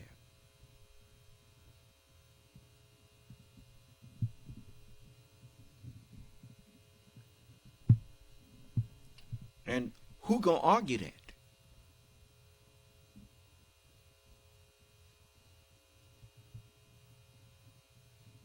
Nobody but the devil.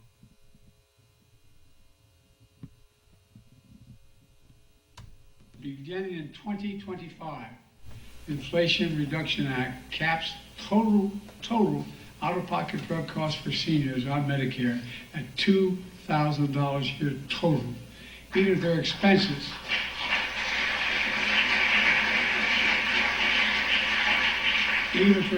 of cancer drugs that could cost $10,000, $12,000, $14,000 a year, max, cumulative, $2,000. The law already requiring that drug companies that raise prices faster than inflation have to pay the difference to the government between what they charge and the rate of inflation.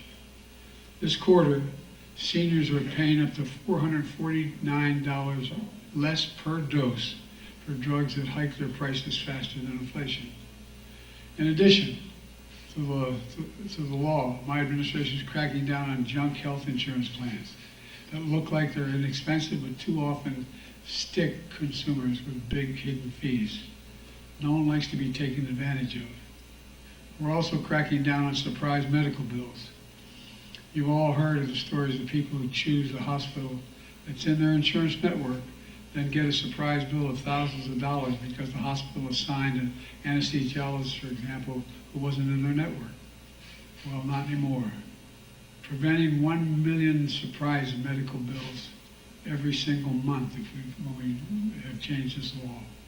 Low prescription drug costs is part of a much broader vision for the country. Growing the economy from the middle out and the bottom up, not from the top down. Because when the middle class does well, everyone does well. I'm a capitalist. If you make $1 billion, fine. Just pay a little bit in taxes. Everyone does well when we do it this way. The Financial Times and the Wall Street Journal, I don't think they meant it as a compliment originally. They started referring to my economic policies as Bidenomics. Well, guess what? It's working. Really, really, really matters. And one more thing. Every American expects FEMA will show up.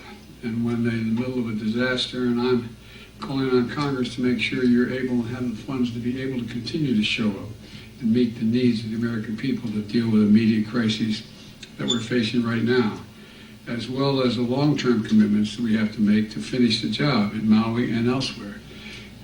Showing up for the moment to save the lives is critically important, but that's just the beginning.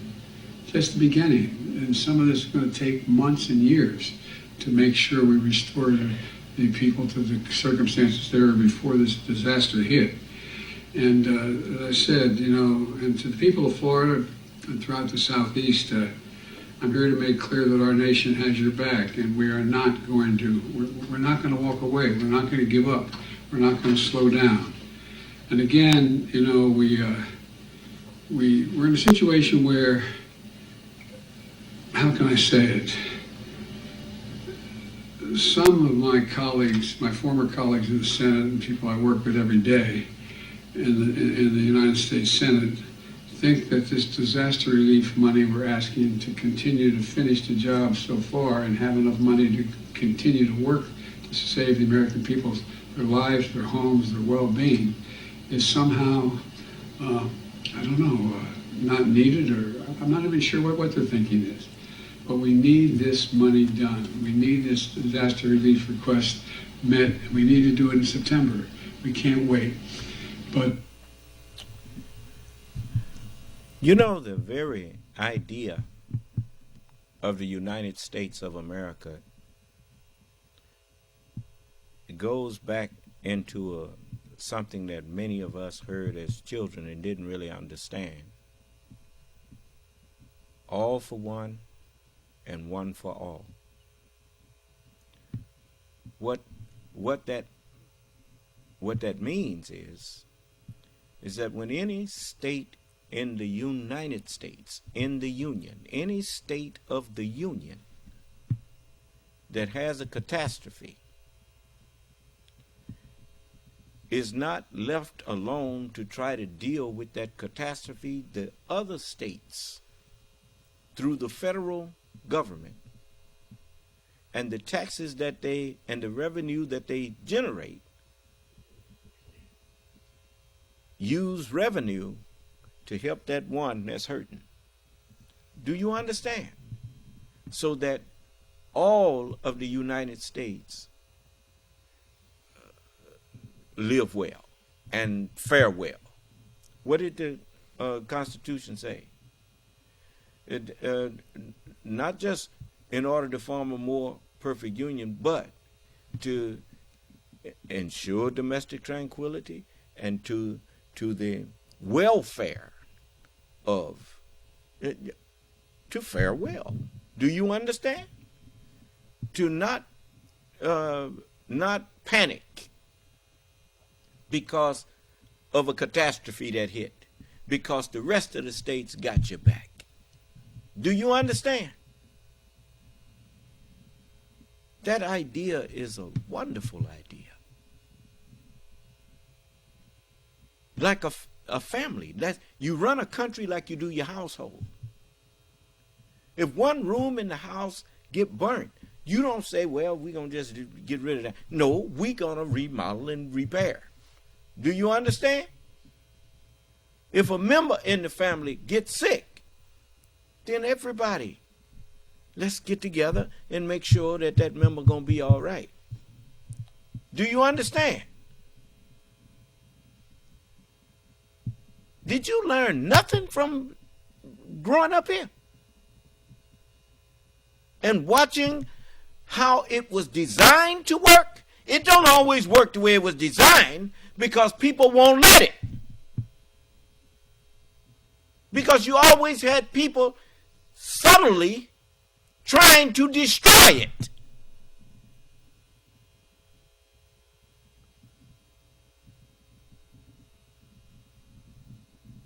You know, it don't make no difference how well you lay out a plan and your rules. If there are not upright people and honest people to execute that plan, it will be made to look like the plan was no good. When it wasn't that the plan was no good. It's just the ones who you trusted to execute the plan had another agenda. Do you understand? I'll take a few questions from the work. We're putting the work in and we're getting the results. But we've got to get the word out. We have to get it out. Just think about it. There are those in Congress who are sowing so much division, they're willing to shut down the government. You know it better than anybody. Just a few months ago, after a long negotiation between myself and the new speaker, we agreed that spending levels of the government will fund essential domestic and national security priorities, while still cutting the deficit by $1 trillion over the next decade. Now, a small group of extreme Republicans don't want to live up to the deal. So now everyone in America, could be forced to pay the price. Let's be clear. If the government shuts down, that means members of Congress, members of the U.S. military are going to have to continue to work and not get paid. The government shutdown could impact everything from food safety to cancer research to Head Start programs for children. Funding the government is one of those basic responsibilities of Congress. And it's time for the Republicans to start doing the job America elected them to do. Let's get this done. Excuse me, kind of trouble hearing. I know anyway. In the meantime, I want to say a word about those in Congress who are willing to shut down the government. Just a few months ago, the Speaker of the House and I agreed to spending levels for the government. We were up right to the very edge, almost reneged on our debt, and that we're going to fund essential priorities and still cut the deficit by $1 trillion over the next decade. Now a small group of extreme House Republicans, they don't want to live up to that deal, and everyone in America could be faced with paying the price for that. We changed it. We made a deal. We shook hands. We said this is what we're going to do, and now they're reneging on the deal. It's not much of a surprise these days.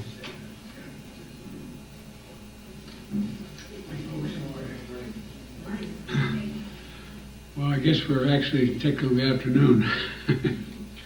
Last night, Congress passed the spending bill that's going to keep the government open.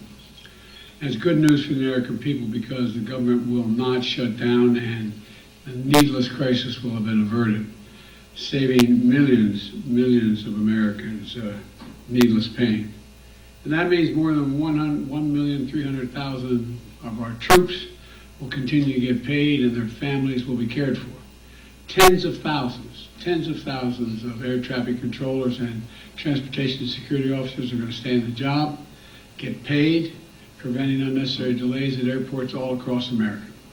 And millions of families will continue to have access to critical food and nutrition assistance, especially programs for women and infant children, and so many other programs.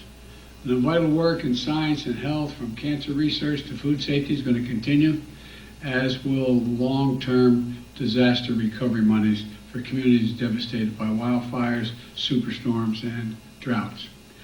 Social Security Administration will be fully funded, which means that we'll be able to fully serve the needs of the American people and the elderly.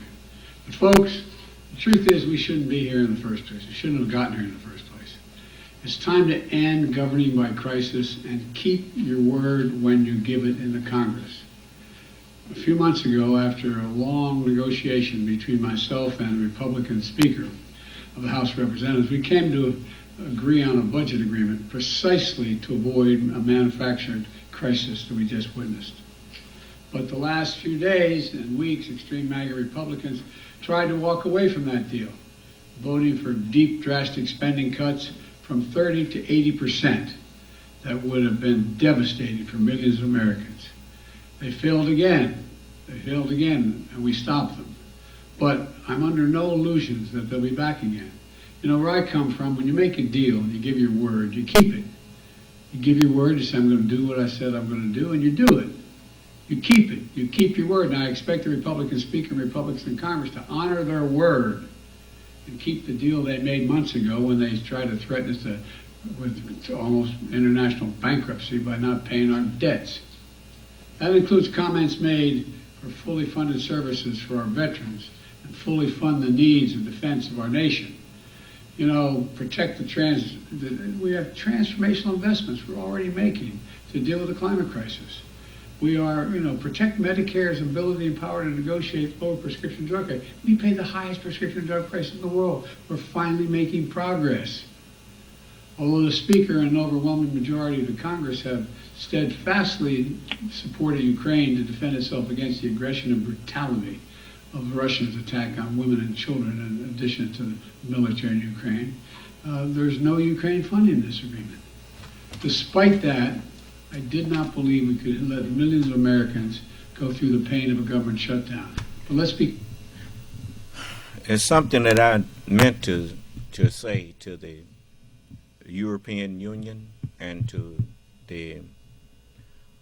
all of the countries over in Europe that see the trouble in Ukraine, look, while you see the United States going through this turmoil of, governing and whatnot, you all should take up the slack. Y'all need to go into a huddle and take up the slack for Ukraine until the United States solve its problem here. But don't let Ukraine fall. You should just go ahead and suck it up and handle the business. The U.S. is going to, I really, in my heart, believe that the United States is much better than what Donald Trump and many of these other people tried to present. You give President Biden some room to breathe.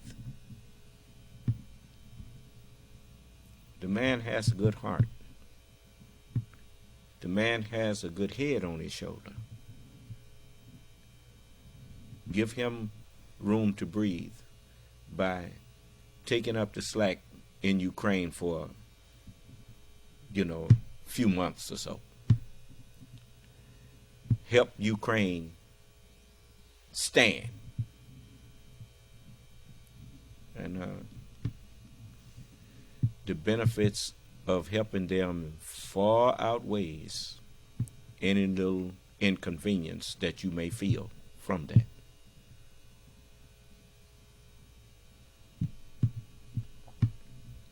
And I wish all of you well. I wish every nation on earth well. We want to bring humanity into humaneness. We can't do that if we don't create true love in our hearts for one another, true caring for one another. I'm going to let the president finish here. He's almost finished. I hope my friends on the other side keep their word about support for Ukraine. They said they're going to support Ukraine in a separate vote. We cannot, under any circumstance, allow American support for Ukraine to be interrupted. I fully expect the Speaker to keep his commitment to secure the passage and support needed to help Ukraine as they defend themselves against aggression and brutality. And folks, overwhelmingly, there's an overwhelming number of Republicans and Democrats in both the House and the Senate who support Ukraine. Let's vote on it. And I want to assure our American allies and the American people and the people of Ukraine that you can count on our support. We will not walk away. The vast majority of both parties, I'll say it again, Democrats and Republicans, Senate and House, support helping Ukraine and the brutal aggression that's being thrust upon them by Russia. Stop playing games. Get this done. This agreement today, while averting an immediate crisis, ends in, I guess it's 45 days now. It's already moving down. Just before Thanksgiving. Quite frankly, I'm sick and tired. I'm sick and tired of the Brinksmanship. And so are the American people. I've been doing this, you all point out to me a long time. I've never quite seen a Republican Congress or any Congress act like this. This spring, MAGA Republicans brought us to the brink, threatening to fall on America's debt for the first time in over 200 years. And it would have caused a gigantic world crisis in both at home and abroad. But we reached an agreement. We shook hands. Said, here's the deal. Well, now this fall, the MAGA extremists once again have brought us to the brink, this time to a government shutdown, and going back on the deal they made months ago, not keeping their word. Enough is enough is enough. This is not that complicated. The Brinksmanship has to end, and there shouldn't be another crisis. There's no excuse for another crisis. Consequently, I strongly urge my Republican friends in Congress not to wait. Don't waste time as you did all summer. Pass a year-long budget agreement. Honor the deal we made a few months ago. We have the strongest economy in the world today. The strongest economy in the world today. We have more to do. But we are the indispensable nation of the world, internationally and domestically, in terms of our economy. Let's act like it. Let's act like it. Stop the games. Get to work. Make sure the American people and our allies and friends around the world know what we're doing. Thank you. Mr. President, Speaker McCarthy's speakership is now at risk. Should Democrats vote to help him keep that job? I don't have a vote on that matter. I'll leave that to the leadership of the House and the Senate. Mr. President, what are your words to U.S. allies and in particular Zelensky on continued funding? You notice he said he don't have a word in that. The separation of powers. One, you seen Donald Trump, he wanted to run the Senate, he wanted to run the House, he wanted to run the Supreme Court. He wanted to do everything but the job of president. He didn't want to be no president, he wanted to be a king. Do you understand? As he said, he didn't take no oath to support the Constitution. He took the oath, what he wanted to add to that was he wanted the Constitution to support him. Do you understand? And if it don't support him, he want to set it aside. Okay. You see, he was flushing papers down the toilet and all that kind of stuff. That man don't care nothing about you. So I'm on. It's a couple of more minutes here for President Biden to ask them questions. Great. How can you reassure them? I can reassure them. Look at me. We're going to get it done. I can't believe those who voted for supporting Ukraine, overwhelming majority in the House and Senate, Democrat and Republican, will for pure political reasons let more people die needlessly in Ukraine. And Mr. President, a follow-up on Ukraine, what is your sense of when the current U.S. funding might run out, and how much urgency is there? What's the timeline in the next couple of weeks or months? We have time, not much time, and there's this overwhelming sense of urgency. Mr. President, are you going to be able to trust Speaker McCarthy when the next deal comes around? We just made one about Ukraine, so we'll find out. But are you worried that he is going to be forced by fellow Republicans to back away from any deal he cuts with you? I hope this experience for the Speaker has been one of personal revelation. I'm not being facetious.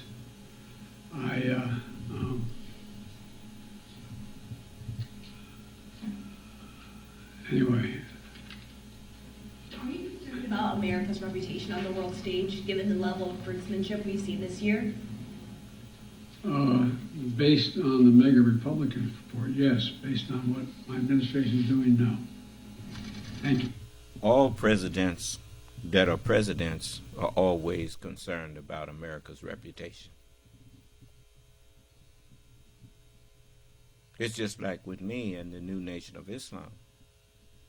Whenever I do business or whenever I go out and conduct business for the new Nation of Islam, I'm always careful about what I sign off on and what I agree to, because I don't just represent me. I represent the new Nation of Islam. I can't enter into agreements and break the agreement. No nation that wants to, it's like you look, you run a nation like you run your household. And when your family needs something, many people think that you can mess up your credit. Well, that may work for a while. But when you really need some credit and you go to some place to try to get something that is needful for your household, and they turn you away because you don't pay your bills, well, then what?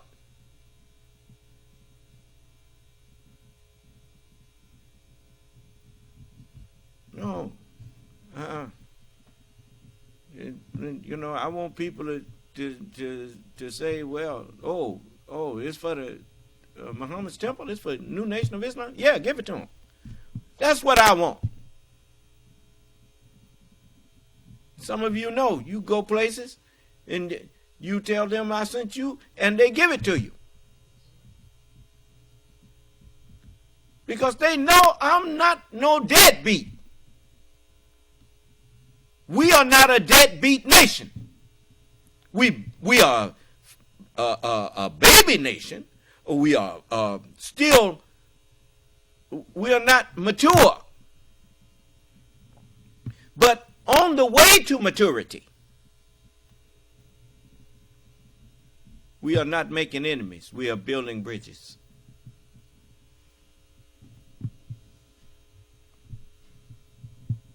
And if you deal with any of my followers, they learn it. Remember, I got them after you messed them up. So I'm teaching them like my teacher taught me. The Honorable Elijah Muhammad taught me. If you ain't going to pay the bill, don't make the bill. If you give a person your word must mean something. Your word must be your bond. Because it sticks you to whatever you gave it on. And you ain't free until you fulfill your word.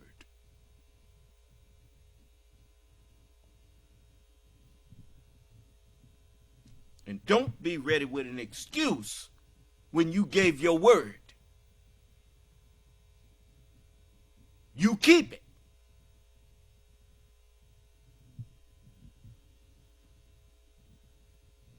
So that's what determines what kind of man you are. Thank you, Mr. President. Now that's the president.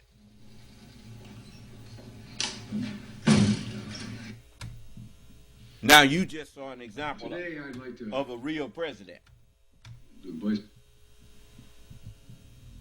You see? So, I'm going to let you go. I didn't mean to go over, but it just happened that way. But I had to lay the foundation so that you didn't think that I was stepping out the way when I show you something that's political. But Allah's word connects to everything. So, may Allah bless us, keep us safe, and in our right minds. And let's support the Biden administration. And let's do all we can to help him get a second term. Because there's a lot of things that they started that they need to finish doing. And he has earned a second term. So, may Allah bless us all and grant us wisdom and understanding of how to save ourselves from the deceptive practices of a world gone mad. Do you understand? May Allah's salam alaikum. This session is no